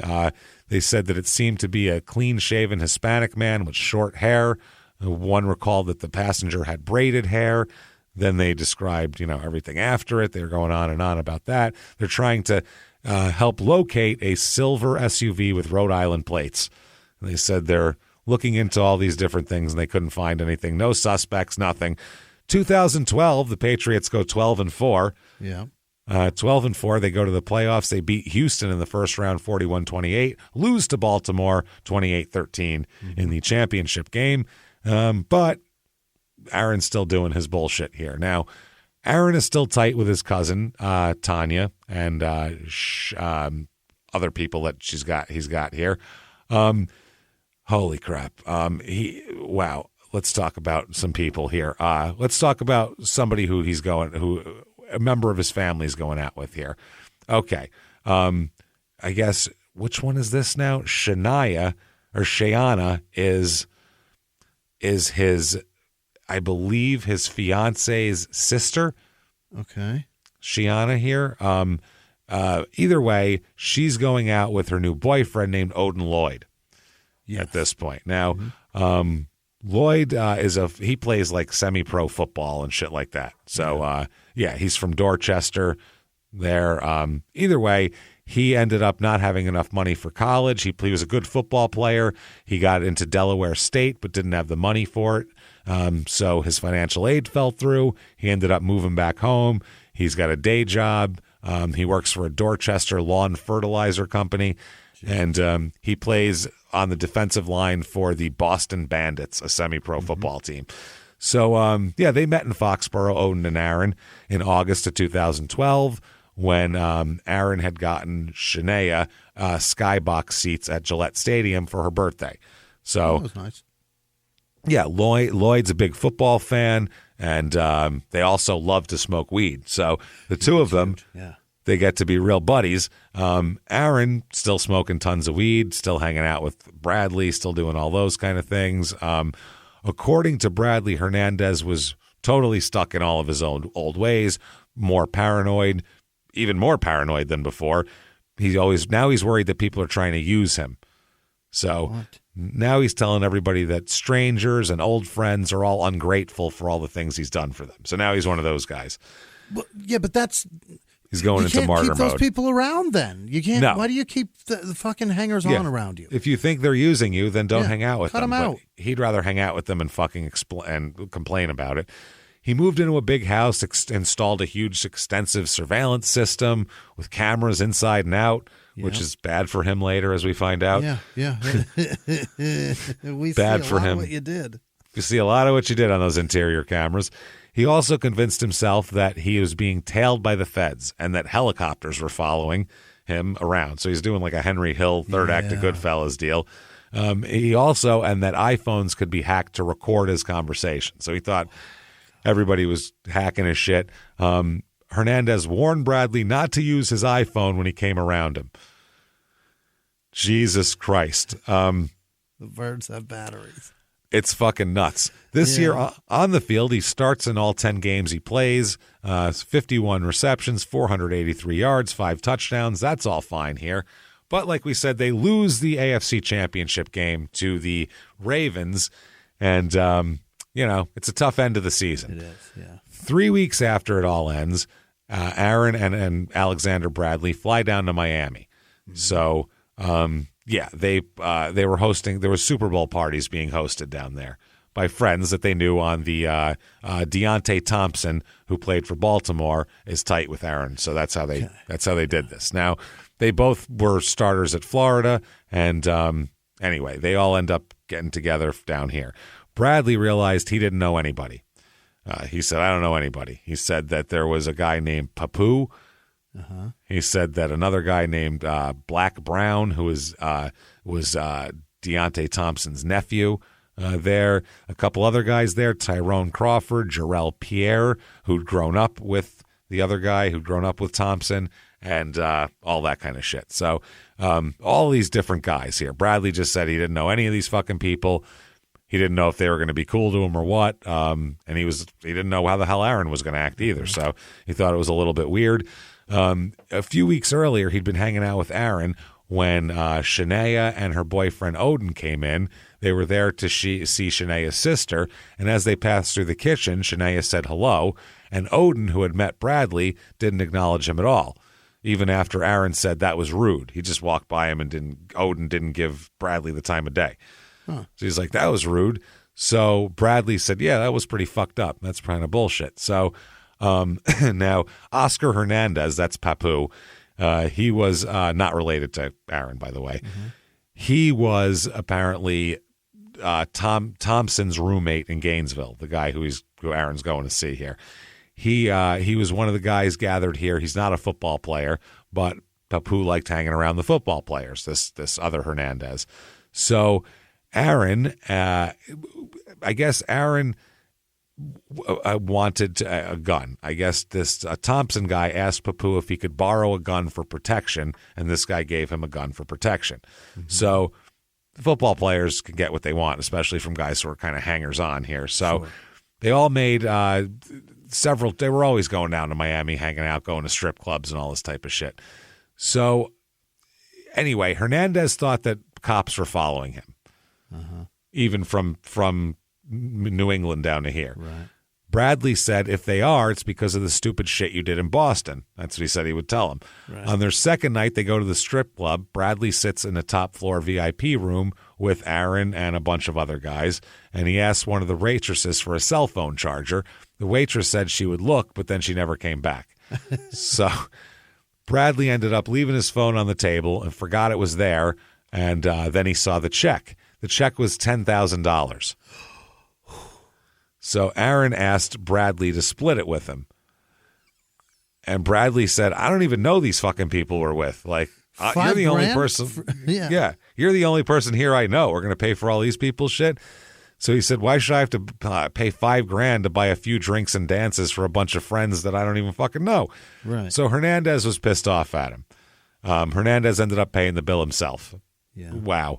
Then they pile back into the SUV, and Bradley says he recalls riding in the back. Hernandez was up front in the passenger seat. Jarrell, that guy, was driving. He said it was super late, 3, 4 in the morning. He was tired. But Bradley realized, fuck, I left my phone at the club.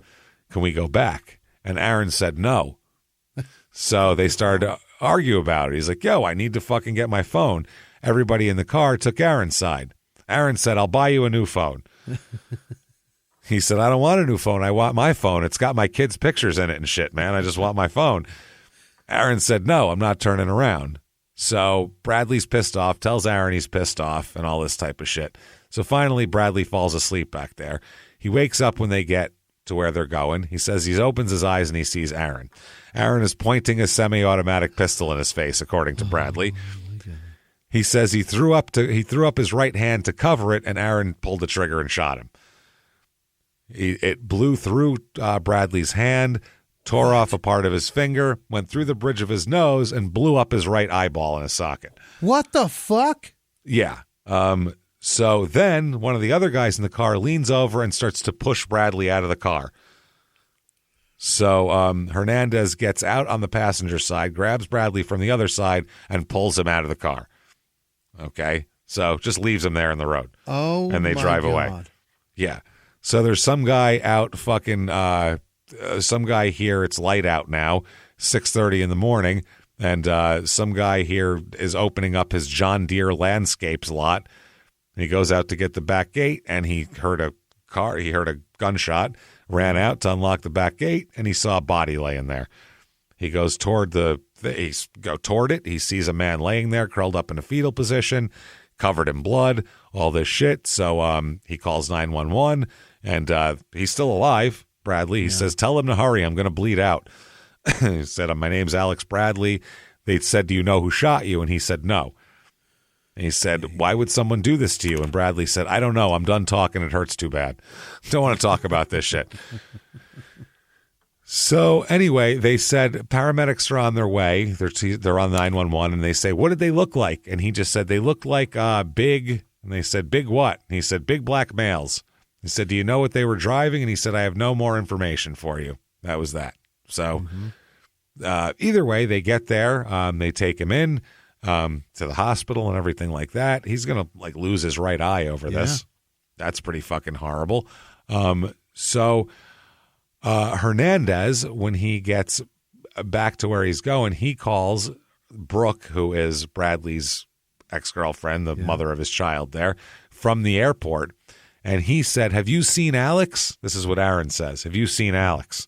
Which obviously just shot him in the face and pulled him out of a fucking car. They said, we were in Miami and we're supposed to meet at the airport, but I'm at the airport and I can't find Alex. Do you know where he is? Yeah, so this woman says, no, I don't know where he is. She called around. She called hospitals in the area to see where he might be. She called the Miami police, who told her to file a missing person report at her local precinct in Hartford. So the whole time, though, she's texting with Aaron. Have you heard from him now? Have you heard from him yet? I haven't heard from him, all this type of shit. So the bullet did not go into his brain, luckily. Thank God. Yeah, he had surgery the next day, and they asked him, where were you the night before? And he said, sir, I'm from Connecticut, so that could tell you how much I know of where I was. I have no idea where I was. They said, okay, so what can you give me to try to find out the people that did this to you? I mean, it's up to you. You're a big boy if you won't. And he said, Bradley said, he's a fucking asshole, whoever did this to me. The cop said, well, obviously. Good appraisal, friend. He said, it's up to you, though. You can help me. You know where you were. You know what happened. You can tell me, or you can tell me to just what you said. Fuck off. I don't know. What do you want? And Bradley said, I'm not saying fuck off to you, man. That's the part I'm trying to get you to understand. I'm not just disrespecting you by any means. I'm not saying fuck off and fuck you. I'm just saying I ain't got the means. I ain't telling on nobody. That's what he said. They said, well, you don't have to cooperate with the investigation, but if I don't have a victim, I don't have a crime. That's up to you. That's your choice, not mine. But you have to understand, next time they may not screw up. They may shoot better. And he said, well, yeah, that's fine. I understand it. So that's it. So the cops leave. Bradley calls Aaron from his hospital bed. Yeah. He says, what's up? And Aaron says, who's this? And Bradley said, you know who this is. It's me, your boy. Aaron hung up on him. A ghost. Click. So Bradley called up 2 more times. He said, I don't know why you keep hanging up. He said, I didn't tell the fucking police on you, man. So then Bradley said, you know what time it is when I get back. And Aaron hung up on him again. So he was like, I'm coming for you now, motherfucker, is what Bradley's saying, basically. Bradley ends up sending a text. I really do love you, my boy, but you won't get away with that. That's Jesus cold Christ. gangster shit right there. That's what I'm saying. That is fucking funny. Now, I don't even know what basically Aaron had told Belichick that he was going to spend a bunch of time in the offseason in California to hang out with Tom Brady and stuff like that. But he hadn't seen Tom Brady for shit, but he has shot people in the face. Holy shit. So, he does go out to California, but he just doesn't hang out with Tom Brady. He just hangs out in Hermosa Beach. They rent a house. Him and his girlfriend rent a house in Hermosa Beach, and that's what they do. He hangs out, flies out old friends, fucking all this type of shit. This is what he spent his career doing, man. Fucking off, yeah. Wow. On March 25th, the call came into 911 in Hermosa Beach, and it was Shayana, his fiance, saying that Aaron had just hurt his hand. She said, I need an ambulance immediately. He's losing a lot of blood. He cut himself. Where did he cut himself? On his wrist. Did he do it on purpose? She said, yes. Are you sending someone? They said, ma'am, I'm making the call right now. You need to be calm. They said, has he ever threatened to hurt himself in the past? And she said, no. They said they got into an argument, and they said, is drugs and alcohol involved? She said, no. Finally, the dispatcher got her to admit that Aaron put his fist through a window. That's what it was. And the dispatcher said, you didn't say that before. You made it sound like he cut himself. And she said, he's bleeding. I don't know. So don't ask me questions right now. It's ugly. It's ugly over here. So then Shayanna said, if you can't help me, maybe you could put someone nicer on the line. Then the dispatcher went to say something else, and Shayanna hung up on her. Several occasions, Aaron's neighbors called the police. Around the time of this 911 call, Aaron and Shayanna had visited a tattoo parlor in Hermosa Beach, and got a set of matching tattoos. And it was to remind them that they'd always have each other. So, because you never forget that. Sometimes, you do, I guess. they were references from a lyric by Incubus. What? They got Incubus references tattooed on themselves. They got Incubus lyrics tattooed on them. That James. is what the fuck song could it possibly be? I don't know, and I don't think I fucking want to know. I don't Amber know if I is the color of the melody. could I think Aaron Hernandez was a bigger douche? Well, not anymore. It could have gone anywhere, but now it's swelled to a level that it's not possible. He got an Incubus tattoo. Good God. Are you fucking kidding me, man? What fuck lyric means anything to any? Incubus is just gibberish. That's what all those songs. I don't know. What lyrics is going to say? Do they have lyrics? Yeah. Does Incubus have lyrics? I don't think they do. They're just sounds. It's just gibberish. Yeah, it's what I think. That's what I heard, but apparently not. Whoa. So they got tattoos. A few days later, the police are called. When they arrived, they heard fighting and saw that furniture had been thrown around the room. Yeah. Police asked. That's an Incubus fan right there. That's an Incubus fan. I got Incubus lyrics tattooed on me. Expect this shit. Expect it. Expect what I'm doing right now because it's important. It's obvious what I'm doing. Look at me. Want to see the lyrics, motherfucker? Incubus, bitch. I don't even know if that's the guy's name or if it's the band's name. I liked him enough. I didn't get involved enough to know anything about that. Because Who fucking cares? It's all just sounds and oh my God, man. Gibberish. Hilarious. So that's she won't file a report, though. She declines to file a report. 9 days later, Aaron goes to a bank in Hermosa Beach, deposits a check from the Patriots for $1,835,809.97. Yeah. $30,000 from Puma. Yeah. And he deposits all of this and then asks the teller to wire $15,000 to a Florida bank account belonging to the parents of Oscar Papu Hernandez. Oh. Yeah, the guy who this gun came from. Yeah. Yeah.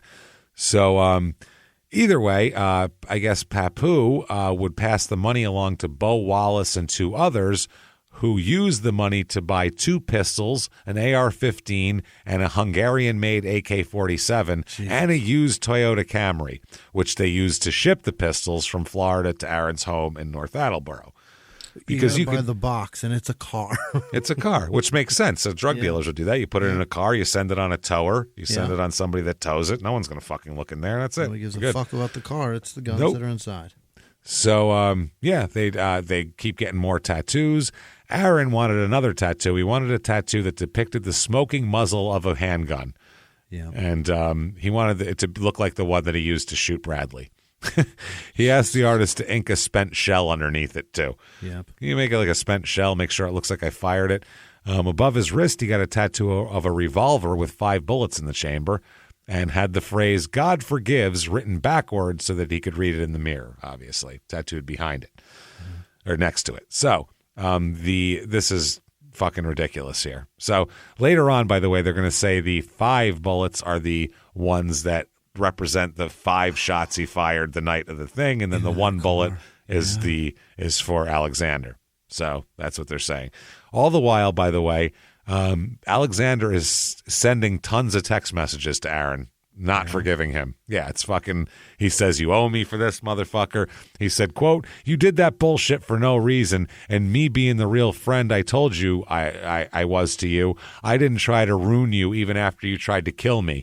I think about how real that is. The tears should be in my eyes after the way you betrayed me. I never crossed you in no way. I love you, and you're not going to frame me for some bread.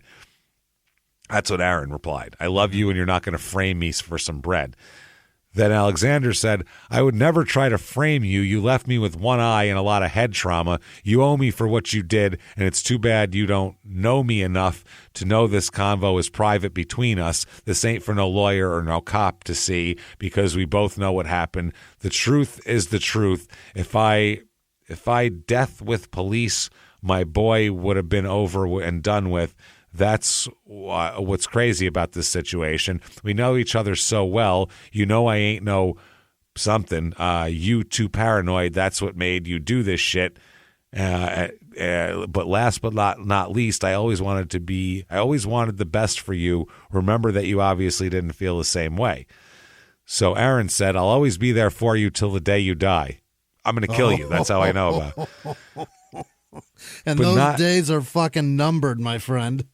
He said, but not in the state of mind you're in, and I don't know what's gotten into you after all these years. We were inseparable, but everything aside, you're always on my mind, and I love you, and always will. No homo. That's what he wrote. He wrote no homo. He wrote no homo at the end of all that. I don't want saying him I to, love you. I told him I love him, and he might get the idea that I am gay, so I need to make sure that he knows. Yeah.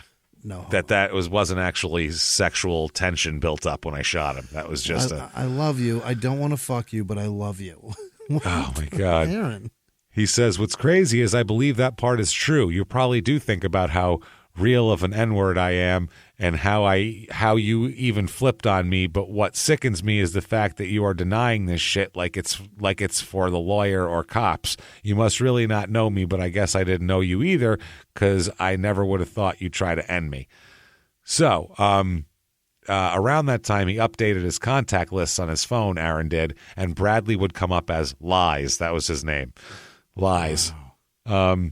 Another exchange with the Papu's parents, another $15,000 wire came there. So it's a lot, man. It's going on. Aaron denied anything wrong, sent another text back to Alexander saying, if you ever got me in trouble or ruined my life for something I didn't do, I don't even want to get back at you, but you will pay. I'll be back around the way in a couple months, and I can't wait to see you because I see you still be at your baby's mother's crib a bunch. Love you, cuz. Can't stop loving someone that was the only person that I fucked with, and that was like a brother to me, but damn, you're trying to sue me for something I didn't do and don't know nothing about. If you could win that, God is on your side, but I doubt something can be proved that isn't true. Aaron thinks he's just trying to sue him. Yeah, that's the thing. Wow. He said, then Bradley says, here you go, threaten again. You know you don't scare me, though. If you knew how G'd up I am, you wouldn't even say that. Then he said, he told Aaron that he had all sorts of guns. He said, oh, I almost forgot. That's right. I got people to use these weapons. You think them wolves ain't on deck? Then try what you gotta try. Jesus Christ. So they're going back and forth, making threats, threatening basically. Wars. Yeah. He says, what makes you think I want to kill you? I'm the one who you tried to kill. No, I promise I'll pay for that. God, it's so hard to read these texts. They're all like letter texts and shit like that. And different, like, kind of Yule is ULL. Yeah. So it's just hard to shit like that. Aaron says, I swear to God, either you know you're trying to ruin my life and kill me when all I did was be there for you. I still love you. No homo. I will always love you. Stop saying no homo, Aaron. You say it that many times, you're homo. My God, man. They go back and forth. I miss and love you and still watch videos of us having fun every single day. That's Aaron saying that shit. Bradley saying not to bother, but you feel me on this, blah, blah, blah. I'm going to get you. No, you're not.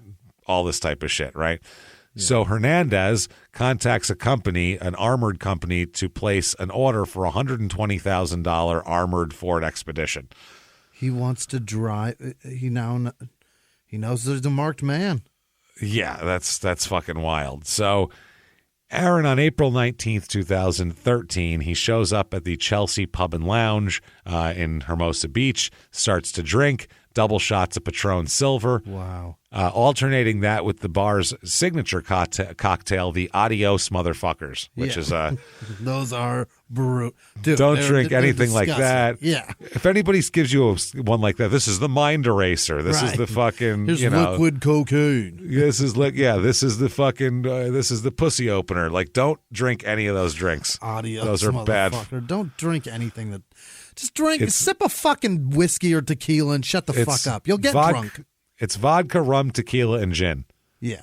So, that's pretty gross. So, anyway, Aaron tried to take the cocktail out on the sidewalk in front of the pub a couple times. A bouncer had to come on the sidewalk, tell him to come back in.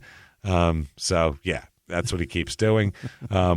He kept doing it. Finally says, "Sir, you can't take the drinks outside of the bar." He went back in the bar, finished his drink, got another round, heads toward the door again. The bouncer stops him before he even gets there this time.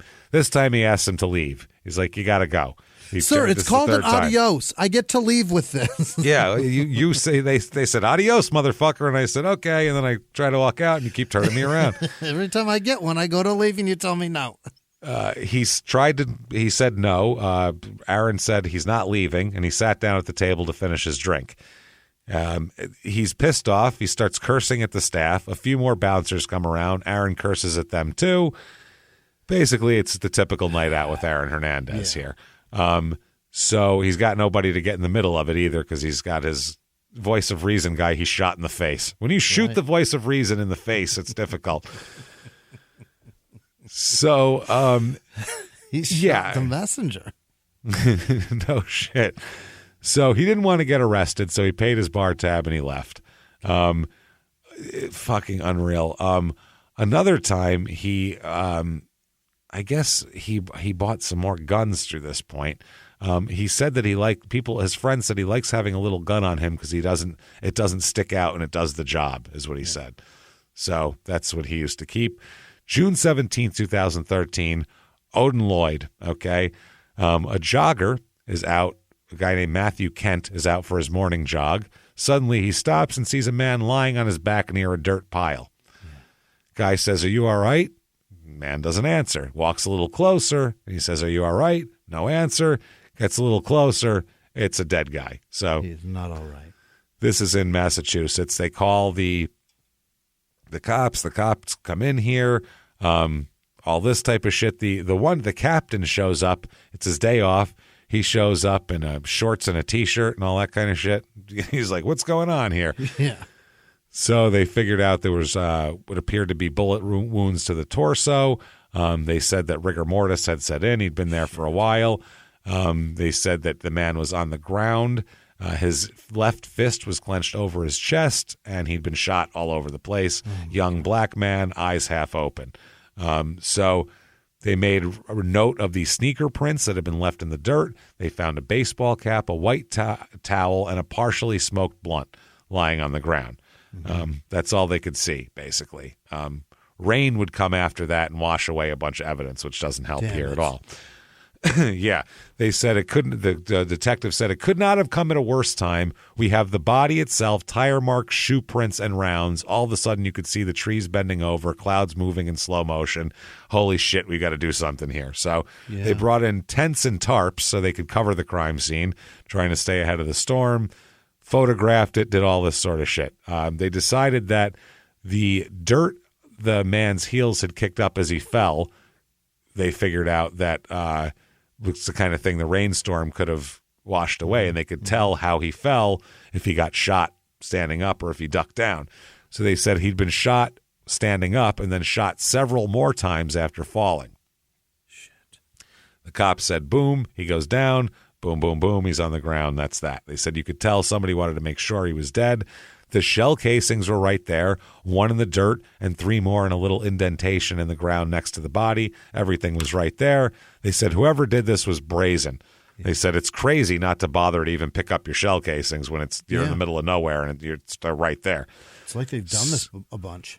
Yeah, it's like, and they're ballsy as fuck. So the heavy rain comes. They do all of this shit. They find $64.75 in cash, 2 sets of keys for an Enterprise rent-a-car, and a cell phone. That's what they find here when they go through Odin Lloyd's pockets. A lot of traceable shit. Yeah. So they were like, fuck, this is a lot of stuff here. They said, for Christ's sake, you're going to kill someone. Take his cell phone. I'll leave this here. They said they found the man's wallet, ID. It's Odin Lloyd, who we've known as a friend of Aaron's through people here. It's definitely him. They're trying to figure out who did this. They said they've recovered 2 sets of keys to a black Chevy Suburban with a Rhode Island license plate. They believe the person that rented it may be in danger, is what they said. So the rental car agency looked up the number, all that kind of shit. They said that the car was rented by Aaron Hernandez. Weird. The car Odin Lloyd has keys to. So, yeah, it's pretty fucking interesting. Lloyd recently had been driving this car. Odin Lloyd had been driving this car. He didn't own a car before this, and they're like, he was like showing up at his Boston Bandits game with a new SUV, and they're like, "Where'd you get that car, bro?" Yeah.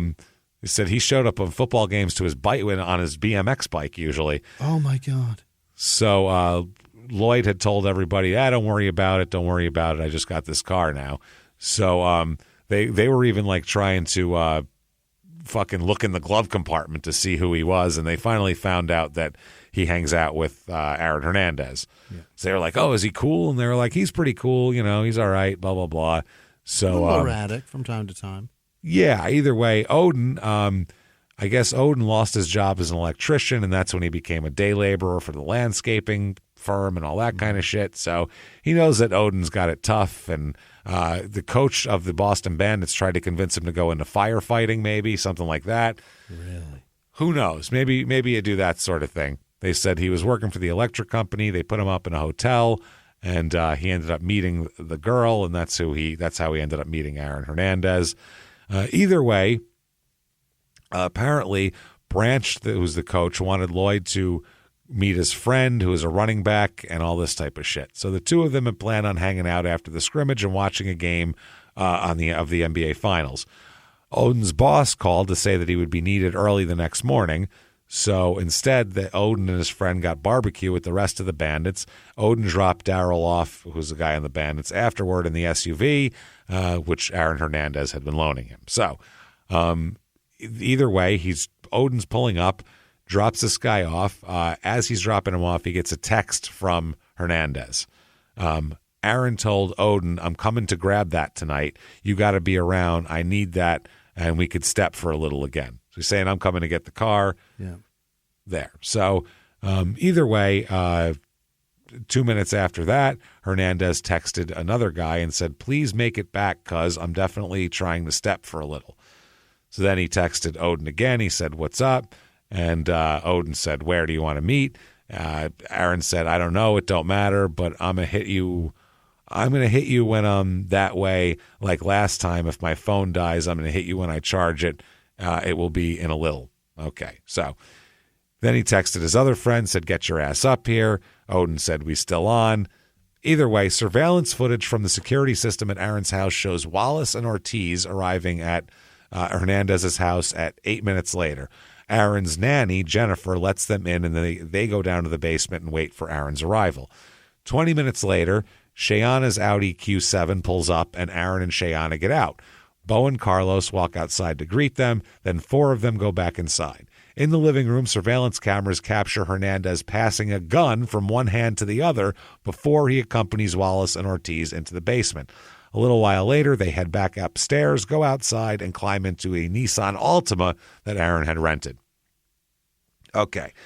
Rented-ass cars. Yeah. Over the next hour, Lloyd got 5 calls from Wallace's cell phone. Then at 2:30 in the morning, Hernandez picked Odin up at the Dorchester home that Odin lived with his mother in. So one of Odin's sisters, Shaquila, was sitting in a car down the street when Hernandez pulled up. She watched Odin get into the Altima. A half hour later, he sent her a text. "You saw who I'm with," Odin had written. That's all he wrote. Yeah. So they said that after picking up Odin, Aaron blew through. He went through the tolls on the turnpike here. And as he's driving, Aaron's driving, he is firing a Glock 45 at road signs as they pass. While he's driving? While he's driving, like he's a fucking cowboy. What the shit, man? So they also believe that Hernandez hit a traffic cone on the turnpike, broke off his driver's side mirror, and kept driving. Inside the Altima, Odin kept checking his cell phone. He'd been talking to Shaquilla, his sister. Odin sent a text, hello. Later, 8 minutes later, Shaquilla responded, my phone's dead. Who was that? And Lloyd responded, NFL. Yeah. So Shaquilla wrote back, LOL, you're Aggie, which means aggravated. Yeah. And he, but that's how it happened. So then Odin sent her one more text, just so you know. Just so you know. That was it. Just and so you know, I'm with Aaron Hernandez. I'm with this guy right now. Yeah. So on his way out of the house, he told his mom that he was on his way to a scrimmage and all that shit. So 9:30 Monday evening, a call from a trooper comes through, and they call Odin Lloyd's mom, and they say, do you know Odin Lloyd? Yeah, that's my son. And they said, well, 2 detectives are coming to your house, and that is because he's dead. So, yeah. Oh, my goodness. So, either way, Odin Lloyd ends up not surviving this night here. Now, Cheyenne, they find on the footage, is running all over the house. First, she took a large black garbage bag down to the basement out of view of the surveillance cameras. Moments later, she came back up with the same black bag, left the house, taking her sister's car. Inside the bag, there was a box that Aaron had told her to get rid of. Cheyenne drove around aimlessly, as she would put it, until she found a dumpster, and she tossed the garbage bag into the dumpster along with the box that Aaron had given her. She said later on, I'd learned not to ask questions. Jesus. So upon waking up, Aaron calls a cleaning crew to come to his house and just clean the whole everything here. So holy shit, this is a mess. Now, they drove to Aaron Hernandez, Wallace, and Ortiz drove to an Enterprise rental location to return the Altima they had the night before. Sam's mirror. Yeah. And right around this time is when Odin Lloyd's body is found. Okay. So they go to Enterprise. They said the Altima had been damaged, a broken mirror and a dent in the door. So they end up, working all that out. They end up getting a different car driving away. While that's going on, the cops are processing the crime scene. They're doing all this shit. So what they did is they traced the rental car keys back to Aaron Hernandez, like we said, that Odin Lloyd had. They searched his cell phone, saw the last batch of texts that Odin had received and sent. They said at that point, an officer involved with the investigation said, we didn't know anymore. We thought that Aaron might be dead too. Oh. They thought that this was like Aaron and his friend got killed, basically. So, yeah, it turns into a fucking mess here. But there is so much here, by the way. They end up having to call the Patriots about this because Aaron, they want to find out where Aaron was. Was he seen around the building? They're trying to get timelines down and all that kind of shit. So Aaron Hernandez calls Brian Murphy, who I believe is the guy who works for the Patriots, if I'm not mistaken here. Or his lawyer, his lawyer. He says, hey, Murph, there's a cop outside my house just kind of sitting there. And he said, okay, Aaron, let me ask you a question. Did you do anything wrong? Is there Aaron crazy? Would he be there for you? Maybe. He said, no, I didn't do anything wrong. And they said, okay, then why is there a cop there? And Aaron said, I don't know. You just never know what's going to happen. And this guy said, I don't understand. If you haven't done anything wrong, why would you be concerned? Which is a great question. And then Aaron said, well, I don't want them thinking, I think they're waiting to get a search warrant. And he said, I don't think this is a lawyer. Because then they said, listen, dude, why don't you just go up there and ask him what he wants? Just walk up to the car and ask him what he wants. So the troopers are out there. Aaron walks out of the house and walks toward them.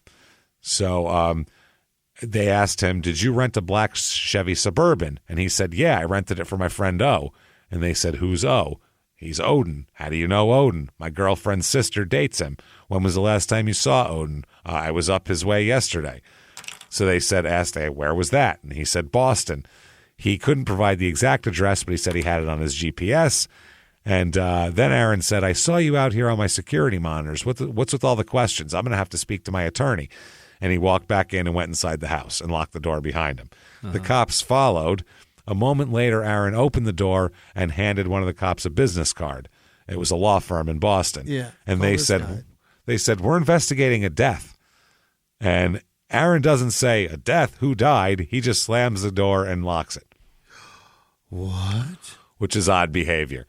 So someone was innocent, they'd go, what the fuck? What are you talking about? Who died? At least who died? What are you talking about? They said at that point, he doesn't ask shit. That's when they're starting to get suspicious about him a little bit. He comes down to the station, Aaron does here, and he's got lawyers. He's all fucking, he's all lawyered up and all that kind of shit. So they tell the lawyer Aaron's not been placed under arrest. He hasn't even been questioned yet. His lawyers are arrived, and he's allowed to leave the station. Not going to be questioned. So they walk out and conferred for 45 minutes.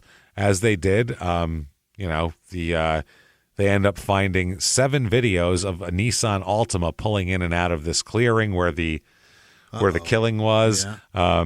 They find all this different shit.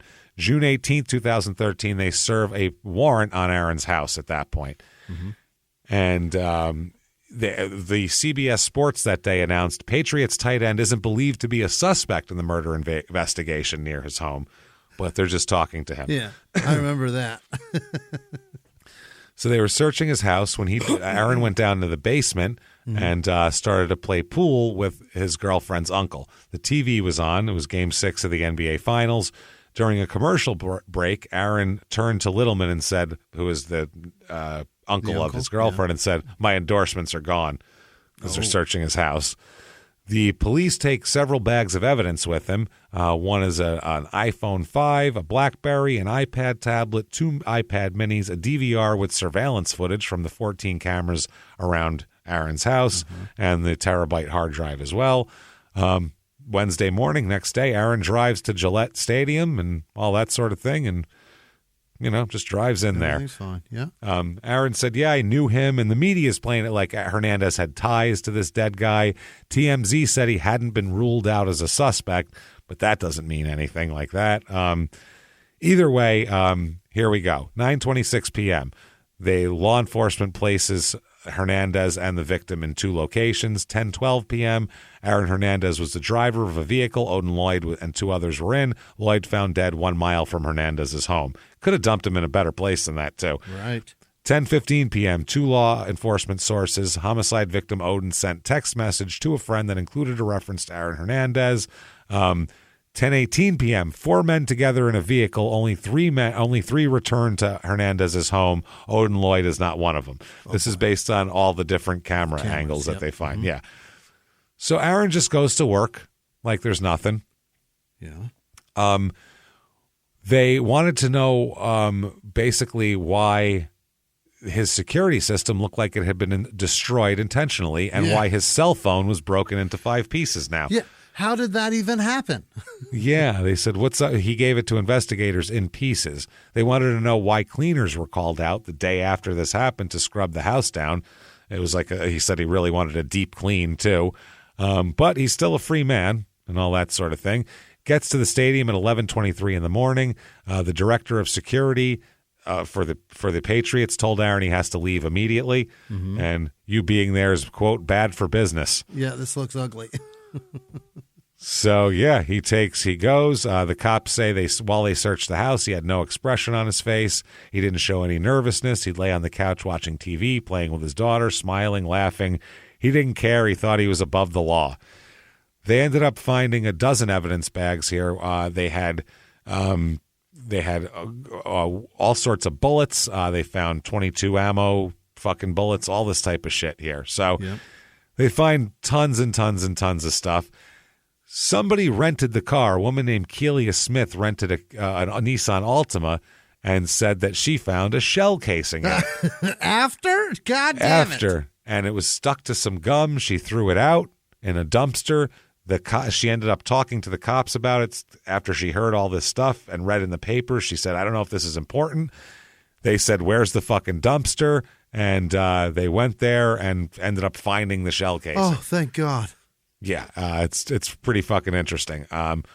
They have surveillance footage also from his own security of him taking the battery out of his cell phone, shell casings from the murder scene, shell casings from the Altima would tie it all together, though. This was a shell casing from him shooting at signs. What? He didn't realize it fell in the car. So, they did all of that. They have a lot of stuff here. Carlos Ortiz, one of his friends, is interrogated for 9 hours, then fails a polygraph test. After that, they said, look, here's what happened. You saw Aaron shoot him. That's what they say to Carlos. He said, no. He said, I'm willing to do, help, anything, I want to cooperate. I want to work with you. I'm like this, call me a snitch. Call me what the fuck you want. I'm willing to tell you what you want. And they said, well, you've been put in a really bad situation. Why don't you help us out here? So this Ortiz agreed to a DNA swab. When they asked him, did you shoot O? Did you shoot O that day? Did you get out of the car when O was shot? His answers were deception indicated on there. He said that he opened the car door, but he had not stepped out of the car, and it was too dark to see Aaron shoot Lloyd. But right after hearing gunshots, he watched Aaron run back to the car with a gun in his hand. He's like, I didn't see him technically shoot him. I saw him run out with the intent to shoot him, holding a gun, then come back with the gun. I heard gunshots. I saw him holding a gun. That's what I saw. Fuck, man. He said, this is a cop, it was so stupid. If Hernandez had shot Lloyd in Dorchester or even in Plainville, if he had done it in the club's parking garage, he would have gotten away with it. Think about it. Hernandez left the shell casings there by the body for us to collect. A few days later, we were collecting evidence from a dumpster. The casing that came out of his car was a perfect match, same firing pin and everything. People would say, how did that shell casing get in the car? He must have shot Lloyd in the car. Well, no, he didn't. He shot signs as he was driving down the freeway because he was so stoned or drunk or just out of his mind or whatever. Oh, my God. This is insane. So he's arrested for murder, and that was shocking, I remember. Yeah. They brought him in. Remember, he was wearing that T-shirt, with his over his arms and all that shit, all cuffed in the back. They're trying to get him bail, though. His lawyer says Mr. Hernandez is not just a football player, but he's one of the best football players in the United States of America. He's a young man who's extremely accomplished in his chosen profession. He said he'll post a large cash bail. He'll wear a tracking bracelet. He wants to clear his name. And they were like, no, he wants to sit in jail. Fuck that. We don't even know yet that he's a serial killer. We have no idea. No idea. So he's finally cut by the Patriots after they're pretty sure he's not going to make it to practice that day eventually. They're like, I don't think he's going to contribute this year. They finally cut him. Yeah. They announced that whoever had bought Hernandez jerseys, too, could swap them out for free. Right. You could bring your old Hernandez jersey and get a new one. By 5 o'clock in the afternoon, the team's pro shop had processed 1,200 exchanges. The rest of the jerseys they got in exchange that the people brought in would all be burned. Yeah. Aaron's sponsors, Puma and Cytosport, that make muscle milk, they dropped him already. And in the weeks and months that followed, they, obviously, EA Sports would remove him from their video games. A trading card company would take them out of their sticker books and replace his trading cards with ones that featured Tim Tebow. Is that real? Holy fucking shit, man. Yeah. Tim Tebow got a card? Tim Tebow got it. And all this also, they match all the ballistics up to everything. They're finding all sorts of shit. So they have him kind of dead to rights on Odin Lloyd, pardon the pun. So he's kind of screwed. He's sitting in jail. What do you do now? It's almost over. What do you do now? Man. He's got lawyers, so that's good. He doesn't have the Patriots backing him at this point, but he's got lawyers. That's important. But he's sitting there, and he just wishes he had somebody that believed in him, is what it is. He's like, someone's got to believe in me. Someone's got to be on my side. Someone, if only I had someone to fix this type of situation. And then he hears a knock at the door, and it's the perfect person to fix it. It's Vince McMahon. Oh, CEO and all this shit of WWE. And he says,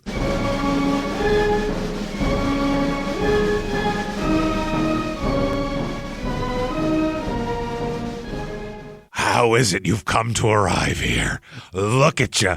Oh, you're full of muscles and this. Oh, come here, pal. We're going to talk about this. This little murder thing, it's not a big deal. It's not a big deal, buddy. I don't know if you know this, but have you ever heard of Jimmy Superfly Snuka? Huh? Yeah. Off the top rope, he's coming crashing. He killed a woman. Just right there. Just killed her. It's obvious. The only one with her. You've got other people there. I can get you out of this. Can you pretend like you don't speak English? Just start speaking like, just gibberish. Can you say Noah speaker? Say that. No, but a language they can't even translate. Something like that. You're from Papua New Guinea, and you speak whatever language that is, okay? Now take your shirt off, put these overalls on, and we'll get this all brushed under the rug. Let's go, buddy. Okay. Poof. And a poof of 1099s and brain damage, he's gone. And Aaron's upset. He was signed up. He was ready for it. It's like, this is my jam. So, in the county jail here, I guess he gets interviewed about being a gang member, and they think he's tied to the Bloods probably, but they can't be positive. Later on in prison, he'll use the Blood phone bank. So, if you don't know what that is, in prison, each group has different phones they're allowed to use, and only the Bloods use that phone. He uses that phone. Sorry. And they're okay with it. Yeah. They said, I want to talk to you about those tattoos, and Aaron said, oh, no, it's not the Bloods. He said it was, just some silly thing. It's nothing. Not the Bloods. Oh, no. They said, it's the Buds. We're all friends. Yeah. So remember, the sheriff came in on his day off. Yeah. So he's got shorts and a T-shirt on. Aaron said, hey, can I ask you a question? Did you wear those shorts in here to get me to relax? And the cop said, quote, what are you, an idiot? I'm on my day off. No, I was relaxing. You did this to me. He said, you think I'm going to get dressed up in a suit and tie to come talk to you? You got to be shitting me, the guy says, which is very New England. Hernandez laughs, and he says, let me tell you something. I pay attention to what's going on. I'm the best at reading people. And the sheriff says, I bet you are, but you're not the best. You're not better than I am. Yeah. And they go back and forth with that, and they do some bullshitting. Now, July 12th, here's some these are calls to his girlfriend and everything. Hey, watch what you say. The phone is recorded. What are you up to? I know. Hi, honey. You get my letter? Yeah, I did. Of course I did. I got you one. I got you a card and a letter. Aaron says, watch what you write. They read that shit. Singleton says, I don't know that. He says, well, I gotta get going. I'll probably call you like once a week or something like that. She says, yeah, that's perfect. He says, yeah, and I'll also help you out with that too. Obviously don't say nothing, but I love you.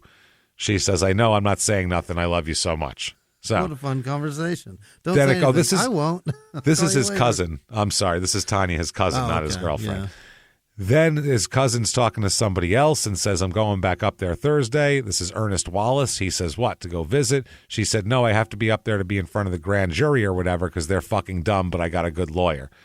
And they said, the other person says, wait up. You got to go to court for what? She says, they subpoenaed me to go in front of the grand jury and I got a lawyer.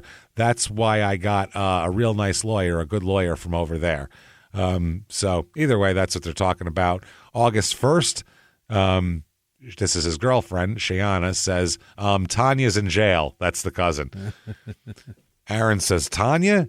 For what? I don't know. She's in jail. She got arrested today. Aaron says they picked her up by her house.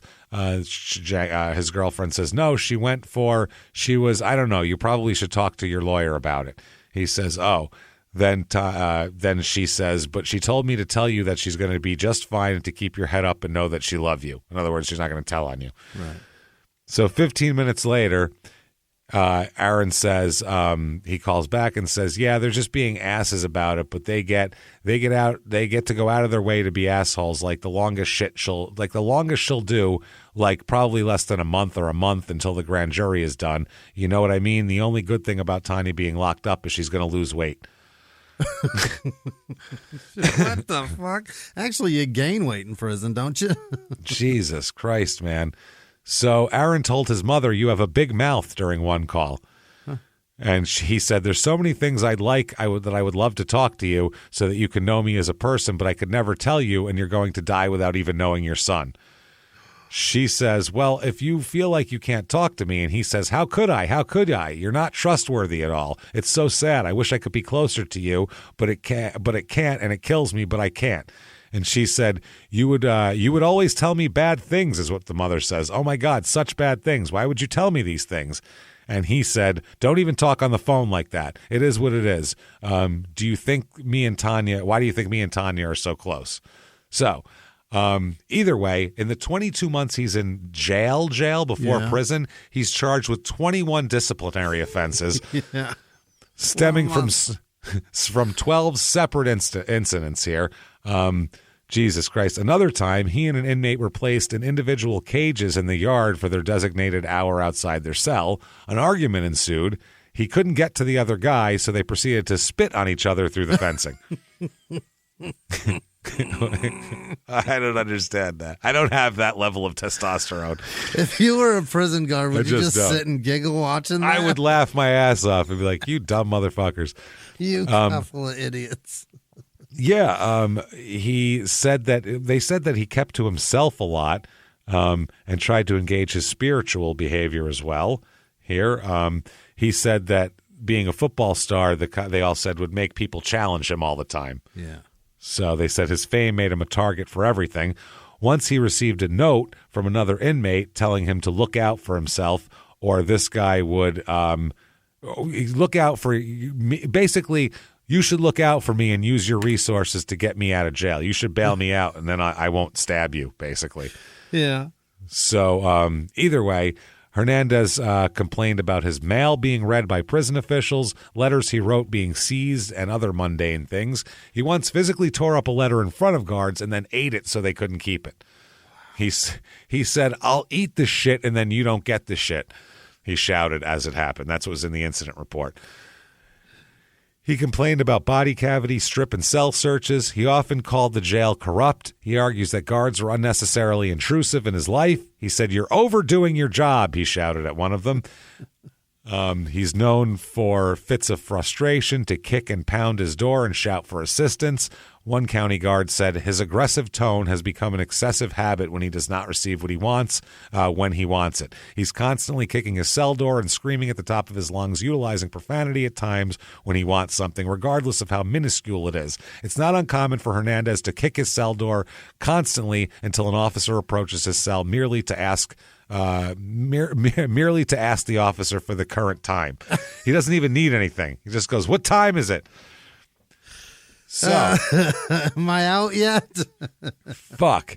He goes to court for first-degree murder of Odin Lloyd. They say it's premeditated. They have the gun he used. The gun he used has not been recovered, the .45, but they said one of the .222 caliber guns found in the woods near his body were linked back to him. They have shell casings. Yeah. They have fucking surveillance footage. They have a lot of shit here altogether. So it's a lot. Their defense is, quote, this is what the defense attorney says. You've just heard quite a story, a dramatic story, an exciting story. It's just a story and it's not true. They said the prosecutors targeted Aaron from the very beginning. As soon as they found out he was a celebrity football player with the New England Patriots and a friend of Odin Lloyd's, Aaron never had a chance. That's all it was. Said it was all just a big witch hunt here. They said that the defense case is, by the way, his defense case lasts less than a day. He has one doctor come on, a professor of pharmacology, who described the behavioral effects of PCP because they said that the other two guys he was with were smoking PCP. So that must mean that they did it because it makes you aggressive. A forensic consultant who had swabbed the Bubblicious chewing gum that one of the shell casings had stuck to had sent to Texas for processing. By the way, he only chews Bubblicious gum. Yeah, he loves it. He loves it. So another forensic analyst who had processed the sample and established a link to Aaron's DNA through the gum. They explained the DNA can be transferred from one object then to another and then onto a third, a process known as secondary transfer. It was extremely likely that the DNA on the gun could have been transferred onto that shell casing. So he might have held it, but he didn't have to shoot it. So defense closing here, they said that Aaron and Odin shared a passion for marijuana. Odin was very skilled at rolling blunts. Odin would roll blunts for Aaron, and they'd smoke together. So they're just going over all this stuff. Book. Yeah, it's wonderful, but he wouldn't shoot his blunt roller. Right. That's crazy. So they said if Aaron planned in advance to murder Odin, why would he do it on his own in an open location less than a mile from his home? If Aaron had planned in advance to murder Odin, why would he leave keys to a car he'd rented in Odin's pocket, along with Odin's cell phone and wallet? Because he's a fucking idiot and he's arrogant. He shot his best friend in the face and kicked him out of the car. Jesus Christ, man. So the verdict comes in. Jury deliberates for 6 days.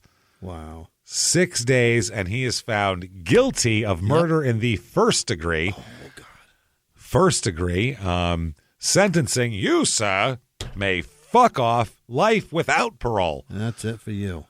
No parole. As they take Aaron out of the court, he just says, they got it wrong. I didn't do it. Okay. So on, prison orientation here.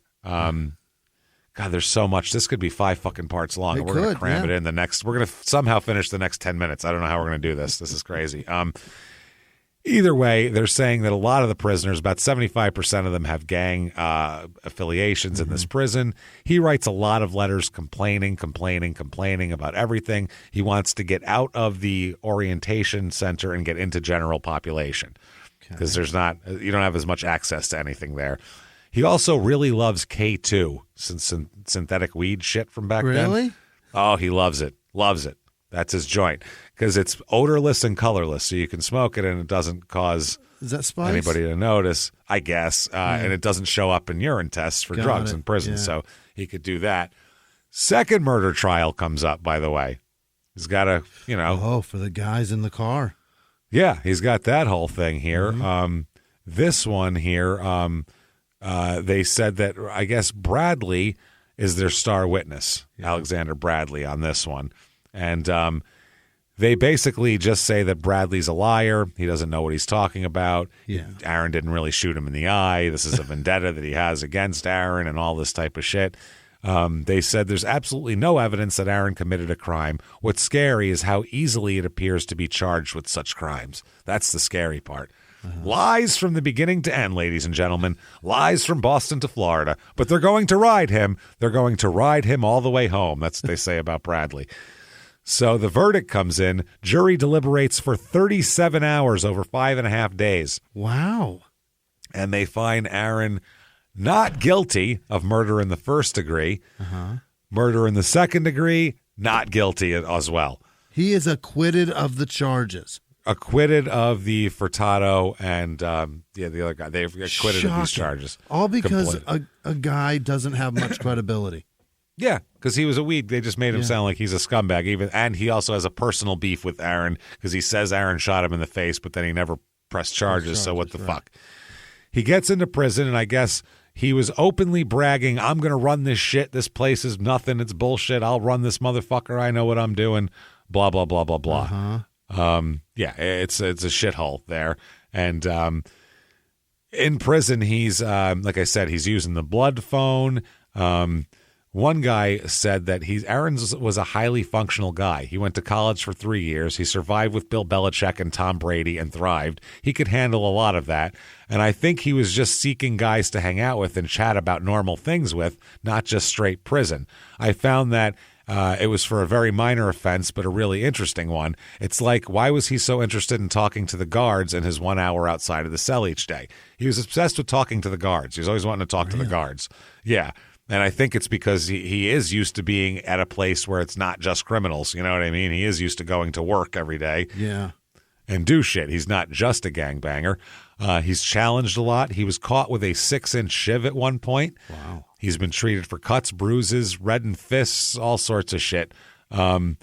Here's one report. Hernandez struck a prisoner with a closed fist to the face, and both men engaged in physical altercation. The combatants ignored several direct orders to cease their actions, and chemical agent was utilized to separate the individuals. He got maced. He's all the time. This is from the Wetzel guy, the writer. He says, or the pretzel maker, whichever. He says they were vicious. These were vicious fights. One, they had guards trying to pull him and another inmate apart, and they had to mace them, basically to get them to stop fighting. There's another weird or interesting scene where he gets in a fight and he goes back to his cell. A guard comes in and sees him, and he's kind of sitting on the bed. His hands are all red from punching somebody. He's got marks on him, and he's kind of breathing heavy and just sort of despondent that he had to get in this fight. I just think that if you read it all, the picture I got was not somebody who was doing well with this at all. He was surviving, but it was pretty miserable. Mm-hmm. He was clearly a target for people to fight. He didn't walk in and have everyone go, hey, that's Aaron Hernandez. Don't mess with him. It was like, let's go see if we can take Aaron Hernandez. Yeah, because he's done nothing positive. You know what I mean? There's a difference between like putting Peyton Manning in jail and this guy's done bad shit. Probably Peyton Manning's done some bad shit. I don't know. I'm sure. Just less but less gunplay, probably. Fuck, man. He's Hernandez is an actual serial killer. Yeah, he's trying to be. He definitely would have been. So on the night of November 20th, 2013, he received a delivery from the jail commissary to his cell where he was housed and awaiting trial for Odin Lloyd's murder. The delivery included some breakfast bars, cosmetics, and a whole shitload of honey buns, 24 honey buns. Oh. He was on disciplinary detention status at the time. This was one of the 30 days for possessing 15 feet of fishing line he had. Used to pay was to pass notes, not to strangle people, and threatening to beat up the officer who discovered it if they ever met outside of jail. Oh boy! Which that won't be a problem for me, Aaron. Trust me. Aaron knew his part of the punishment called for prohibition of commissary. He also knew that they made a mistake and delivered it to him anyway, and it would be discovered, and they're going to come confiscate his food. So what he did is he sat alone in the middle of the night and ate every fucking thing in the god. He ate 24 honey buns. He ate all this shit. Stuffed it in his fucking mouth. It was wild. So he just ate everything. He then said, I'm a smart dude. I knew you'd be coming for this stuff. That's why I ate as much food as I can. He then asked, can I eat the last 4 honey buns? And they said no and took the honey buns. So, oh my God. At one point, he was knuckles and elbows were all red, and they said he was in a fight, and he said, "You're making shit up. This place ain't shit to me. I'll run this place and keep running this shit. Prison ain't shit to me," is what he said. He got prison tats as well. He got one that says lifetime loyalty on his neck, and they said that they didn't even know when the fuck he got it in there. It just popped up at one point. He pleaded guilty to being tattooed while incarcerated, which is a violation of the policy. Got another tattoo on the right side of his neck and was punished again for that. May 16, 2015, Hernandez used another prisoner's telephone to calling card PIN number to place a 14-minute call. That was caught on surveillance camera, and he pled guilty to that charge. May 17, 2015, the next day, he is disciplined for being a lookout as 2 other prisoners fought in his cell. The fight was believed to be gang-related. The fights in cells are always gang-related. Yeah. They agree to go in there and fight, and everybody else agrees to stay outside. That's how it works. That's so other people don't jump in. That's the point of it. Mm-hmm. So Aaron was described as a lookout and seen on surveillance video looking out, entering and exiting the cell several times. One of the prisoners was sent to an outside hospital for further medical attention, and Hernandez pled guilty to the charges of fighting and conduct that disrupts normal operation of the facility. Okay, a couple more things. July 2015, he is a guard conducting an afternoon cell decorum patrol, found a curtain hanging from the top bunk of his cell and another hung across the doorway, blocking a clear view into the cell. He was written up 15 days without cafeteria privileges. Then, when on April 19th, the guard found a sheet hung in front of Hernandez's cell, told him to remove the sheet, and apparently it happened again, the whole thing. Another time, he faced tobacco-related offenses. Surveillance video showed him smoking a tobacco product from a homemade cigarette, then passing it to another unnamed person on July 24th, found guilty of possessing tobacco products. He twice failed to pass through a metal detector and was strip searched. They found a prison-made lighter concealed in the waistband of his scrubs. The homemade lighter was constructed of, they didn't say what because they didn't want people to make them. Yeah. 3 months later, August 20th, he's assigned to a new housing unit. He began putting his property in the cell when another inmate walked over to him. Video surveillance shows the inmate attempting to shake his hand, but Hernandez struck the inmate with a closed fist, punches to the face, then engaged in a fight that had to be broken up by chemical agent, again, according to the report. Holy shit. Another one on that fight, the altercations characterized as an ongoing feud between the parties. The report states that Hernandez and the individual were known to feud with each other within the institution. That's December 3rd. They found a 6-inch metal sharpened shiv with a cloth handle and a wrist tether. He put a tether on that bitch. Another fight, June 10th, 2016. Disciplinary reports say that he and another inmate exchanged blows outside of their cell. He's removed from the housing unit, held in a disciplinary unit again. Now, Kyle Kennedy. Who's Kyle Kennedy? Well, allegedly, according to Kyle Kennedy, a lot of people in prison, some records, and his brother and Aaron's brother. Kyle Kennedy is Aaron's prison boyfriend. Oh, boy. Yes. Aaron Kennedy's a white kid with tattoos all over his face. He got into prison by using a butcher knife to hold up a Cumberland Farms convenience store. Cumberland Farms. Getting $189, then crashing his getaway car. So he was then put in an unlocked cell of the sheriff's station, at which point he walked out, and they caught him again. He's sent to prison. So either way, he shared a cell with Aaron. What? Yeah, he shared Aaron's cell with him. He walked out of prison after robbing a Cumbies at knife point. They put him in a cell with Aaron fucking Hernandez. Yeah, well, everybody in this, 75% of the prison are gang members, so that's just everybody's doing shit. He said, we sold drugs every day. We did drugs every day. That's what he said that he and Aaron did. He said, we used to write back and forth to each other all day. He said that he and Hernandez would lock in to either cook food or smoke or get high, listen to music, or just chill when we didn't want to be around other people. He said their relationship quickly became sexual, with Kennedy claiming that they would be physical with one another once or twice a week. And, he said that Aaron was really paranoid that he wasn't going to get to go home, and he didn't want people to disrespect him and all that kind of shit. There's 100 incidents on Aaron's records between the two prisons.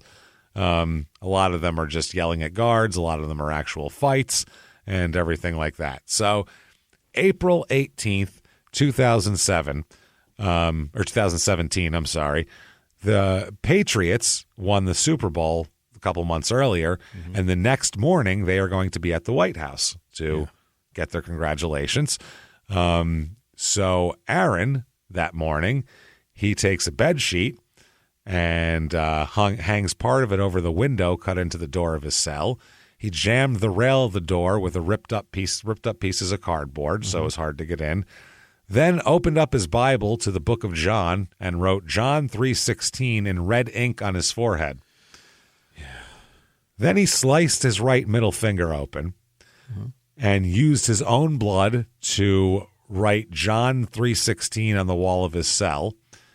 Then he drew a crude pyramid with his blood and wrote Illuminati underneath it. Oh, boy. So there's that. Then he left several handwritten notes by the side of his Bible. He also made large stigmata-like marks in blood on both of his feet. Then he stripped naked, poured several bottles of shampoo from the prison canteen all over the floor, and picked up another part of the bed sheet, which he had twisted tightly into a rope, tied one end of the twisted sheet to the top of one of the vertical slats of the window across from the door to his cell. But the crossbar was only 5 feet from the door. There was also a metal desk directly beneath it with a metal chair next to it that had been bolted to the wall. So he rolled up some of the towels, stuck them through the crossbar so that the twisted sheet wouldn't slide down the vertical slat. Right. Then he tied another end of the sheet around his neck, and he hung himself. Hanged himself, whatever. Cold to the touch by the time they found him. The soap was to keep people from being able to lift him to rescue if they him. got him on time. Yeah, that's why he wild. jammed cardboard in the cell thing, too. He wanted it to take longer so he could die. Serious. Dead ass serious. No, that's not a cry for help. No. That's dead ass serious. So he wrote a note for his girlfriend said, "You've always been my soulmate, and I want you to love life and know I'm always with you. I love you so much, and you are an angel." And then he told her in parentheses, "You're rich." Uh-huh. So that's interesting. You're rich. Why is he rich? Why is she rich? 1 second here. We'll talk about that. Very quickly, though, not having a fun time in prison here at all. No. I mean, he's an asshole here, so it's hard to feel bad for him. It really is. It's hard to feel any sympathy for the guy who's going around killing people and shooting his friends in the eye. But I mean, I do feel bad for these people. Oh God, it's got to be so long. Aaron Hernandez, director of the Bud Selig Sports Law and Business Program at the Sandra Day O'Connor College of Law in Phoenix.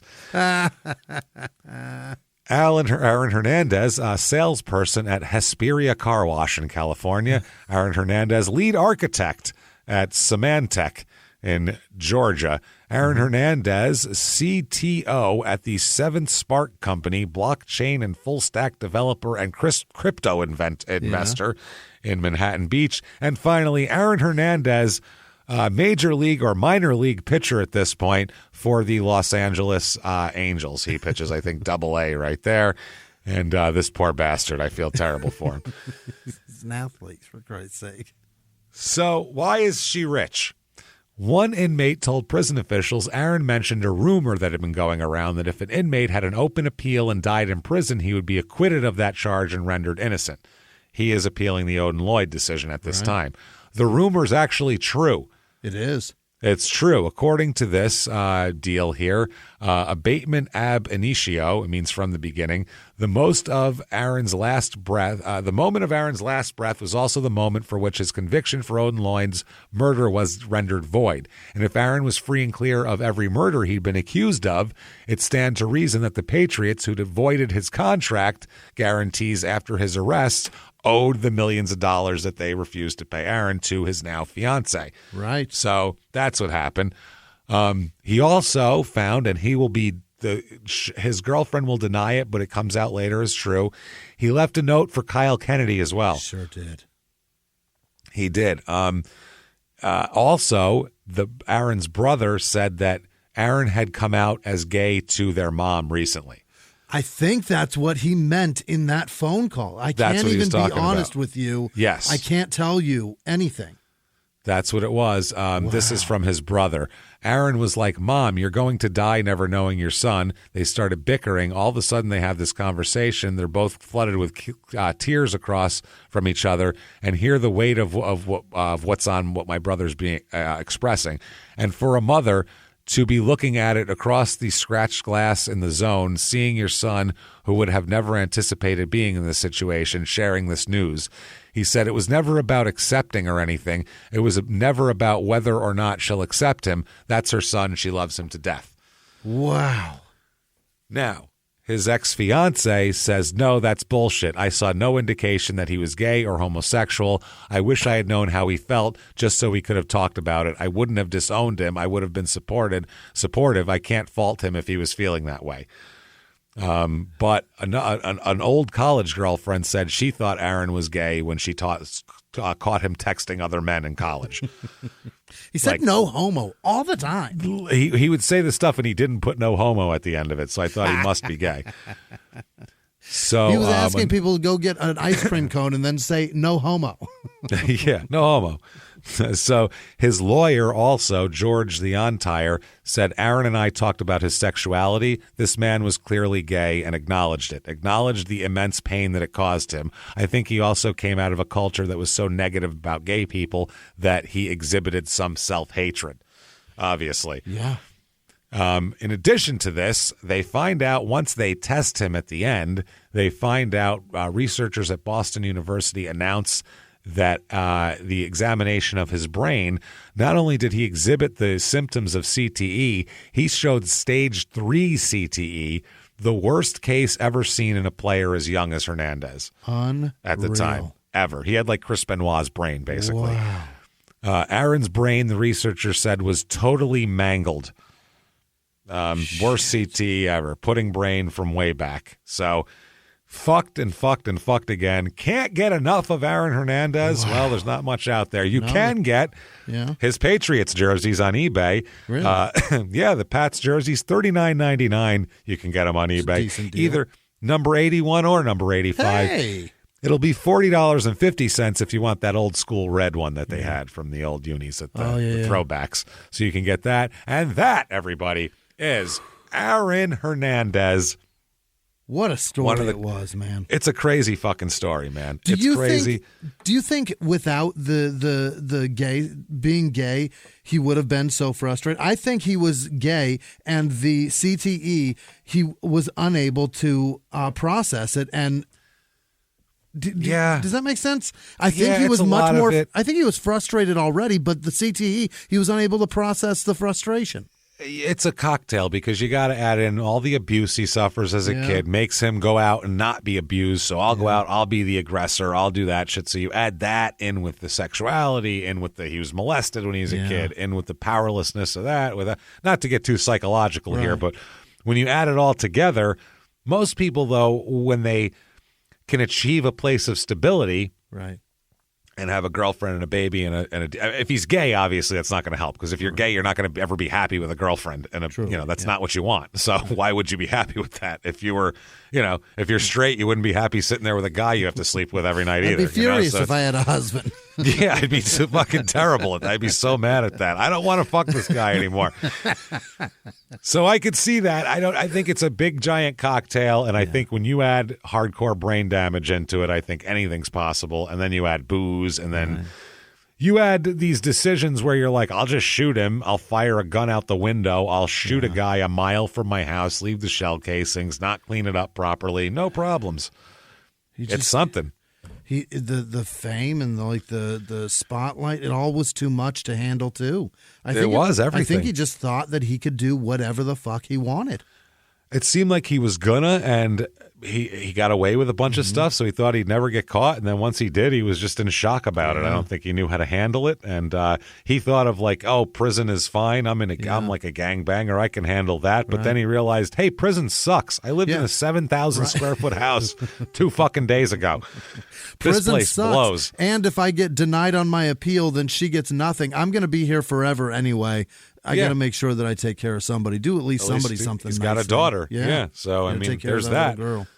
So there you go. If you like it, I don't know. You don't have to leave a review anymore. We don't really give a shit if you do that for the show anymore. Don't fucking care. Head over to shutupandgivememurder.com if you want to. And if you want to get like merchandise and all that kind of shit. It all exists.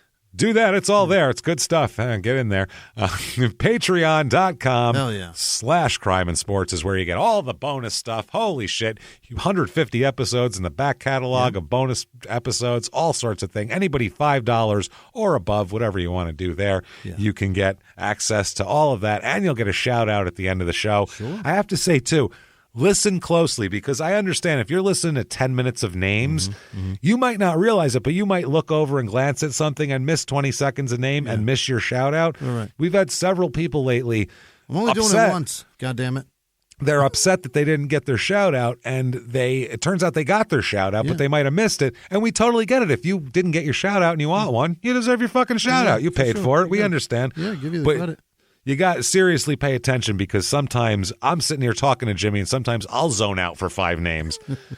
But some of the names I remembered where they said they were like joke names. And I was like, oh, no, I know that name, because I don't see the Patreon people. I wouldn't know that if I didn't hear it. And the people that are messaging want it done every week. I heard it was only done once 3 months ago, and I listened to them every time I can't do that. That's too much. No one That's can insane. do that. That's too many. It's either way. Patreon.com /crime and sports is where you get that. You get your shout out and you get your bonus episodes. Every other week, you're going to get 2 new episodes, 1 crime and sports and 1 small town murder. For this week, for crime and sports, we're going to do something a lot of fun.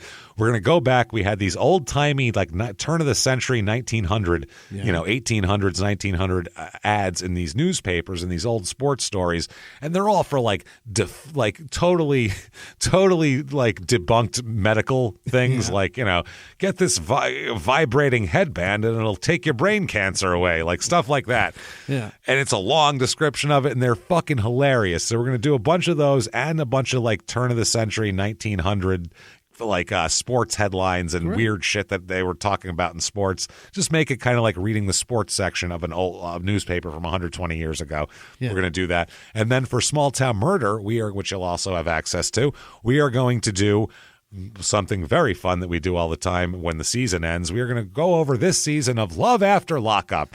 It's a ball. So good.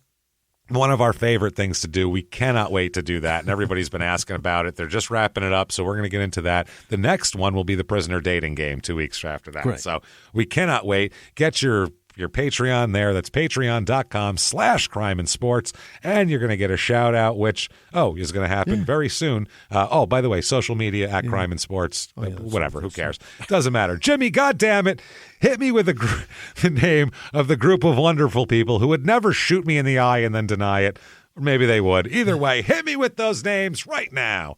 This week's executive producers are Jeremiah Gruther, Linda Heithoff-Borman, Nicole Sadia, Carol Elizabeth, Caitlin Waller, and JB and Yeti Shetty in Canada. Thank you guys so much for what you do. Other producers this week are Caitlin Smith, Smith Cumstein, Herman M. and the guys at the Parlor, Peyton Meadows, Barry Lester and the Smellsteins, Susanna Platt, Eros Whiskey and Tequila at Centeno Kennels in Ontario, Canada, Callie Cannoli, Andrew Harper, Sarah Short, Janice Hill, Christine Babel, Lauren Demarath, Sharon Moore, Scott Francis, nope, that's Stephen Francis, Scott Strauff, Reed McGuire, Wisconsin Werewolf, Tyler Mitchell, Christina Furl, Holly Dennis, Amanda Viveros, Tyler Barnes, Leonard Daviduck, David Duke, I'll bet that's what it is, Morgan Taylor, Emily Drew, Crystal Kemp, Stone Edwards, James Wallard, Tina Lisicki, Robert Thompson, Heidi Edgett, Sierra Murray, Naomi Stafford, John Gilmore, Michael Pulley, Jessica Wallace, Larry Kreiderman, that's Kate Hodges, Kira Dishian, Abra Smith, Savannah Smith, Tyler Hall, Bazingler, and Andy Crawford, Nancy Pacholi Perazzi, Origins Unknown 088, Emily R, Vicky Christensen, Sean Lambert, Lisa Shiambi, Kayla Corona, Daniel Stinson, Christina with no last name, Gemma Rose, Raquel Rutt, Carl's daughter, Tiffany Crick, DC Huey, Wade with no last name, Mary Van Ziepel, Mike Garza, Samantha Quintana, Eric Hansman, Paul Ward, Danny Palmer, Mitchell Noland, Curtis Brown, Catherine Harvey, Mara Holmes, Angela Guthrie, Andy with no last name, Brittany Reardon, Tim Glowacki, Thomas Welch, Heather with no last name, J.M. Allstott, Nathan Spicer, Ivy Tudor, Matt Jansen, Wishes, Nakuoma, Andy with no last name, Lizette Rolden, Andy, I said that, CJ Marie, Tracy Marshall, Colin with no last name, David Bain, Terry Presley, Jim Winan II, Kelly Smith, Ricewin Reese, maybe, Wynn Perry, Maya Gibbons, Pamela. What the fuck does that mean? Pamela Landry, Paco with no last name, Jenny Vanderbilt, Jonathan Buckley, Emily with no last name, Lisa with no last name, Christopher Bosak, Ganja Ed, Sergeant Case, Josh Reynolds, Kendall Reynolds, Kendall Sangster, Valerie Phelan, Des Kesey, PRFR, Amy Collins, Andrew Novak, Becky Sesser, oh, you sex her up. Sarah Rabin, Snagatron Snugtra, Camille Wilcox, Allison with no last name, Jennifer Reiterman, Chris Bede, Christian Hammonds, Sam Brocky, Keeds with no last name, Michaela Harvey, Jamie with no last name, Jared Clark, Kristen Weimer, Dimery, Chris Buchner, David Mason, Jamie Lane Brosnan, Grace Luterick, Brandy Ellsworth, Raymond Rodriguez, Emily Hove, Jenny with no last name, Rosie Cranwell, Franklin Hines, Dana Horn, Lauren with no last name, Julie Von Barron, David with no last name, T.S. Champ for you, James, I don't know what that means, Daniel Lee Coleman, Heidi Mueller, Kendall Brooks, Brandon Floyd, Moya Nasajama, Sterling Bryan, Elizabeth with no last name, Randy Armour, Chris Stamp, Macarega, Macarag. Dick the Cock Johnson, Jenny McGuire, Michael Shook, Justin Vincente, Kimmy S., Caleb Cyphers, Sam Terry, Vanessa Finethi, Osmond J. Ori, G with no last name, Jen Grima, Molly Nordenstam, Greg Madison, Tyler Musso, Nicole Hall, Levi Randolph, MJ Brickley, Kimberly Croshaw, Wes Baldwin, Keaton I as well, Miranda Stevens, William Flynn, Rachel Failer, Elizabeth Brady, Jesse Hay, Mitcharisto, Jess Collins, Chelsea Ozario, Anthony Breedlove, Blake Elam, Jessica Akahaven Rubin, Oki with no last name, Okai maybe, Jeremy Hewlett, Shuggy Warren, Alicia Lemereau, Anastasia Morganello, Claire Montgomery, Michael Hoff, Abby Lawrence, Patrick Berg, Riley Berg, Sarah Lombardi, Soulless Joe, Dalton Baker, Megan Giselle, Robert Hoysingadoton. Yeah. Elaine Davis, Jamie Soledad, John Siebenaller, Randy Hall, Sarah Russell, Leslie with no last name, Courtney Martinez, Led MFing Lawless, Christina Bendanji, Selena Mason Handy, Mike with no last name, Sonia Haynes, Sonia Maines, Trent Hall, Lindsay Ruiz. Luis Rodriguez? What? It's Lindsay Ruiz. Jamie Dean, Andy Gish, Weston Anderson, Lexi with no last name, Natalie Galatine, Mule Handcock. Oh, boy. Derek Tuttle, Angela Williams, Blue Gatorade, Melissa Schenkel, Allie with no last name, Harley McGee, Brandy Groven, Carl Klingelbeal, Katie Head, Jana Kavanaugh, Emily Willett, Jeffrey Hardesty, Ed Payne, Frank Brown, Angela Davis, Erica Tilley, Liz Colson, Jill Reiser, and Jay Lizotte. Thank you, guys, and all of our patrons. You're amazing. Thank you, folks, so much. Holy shit, we love you. Yeah. And even after Crime and Sports wraps up here at the end of the year, Patreon will continue, and we will continue to bring you the finest of crimes and the finest of sports. On the finest Patreon in town. Yes. If you want to follow us individually, very easy to do that. Head over to shutupandgivememurder.com. That's where it is. And you can find links to all of us, all of everything. Do it, follow us, have some fun. Keep coming back week after week, but only for a few more weeks. Oh, my goodness. Yes. Live from the Crime and Sports Studios, we will see you next week. Bye.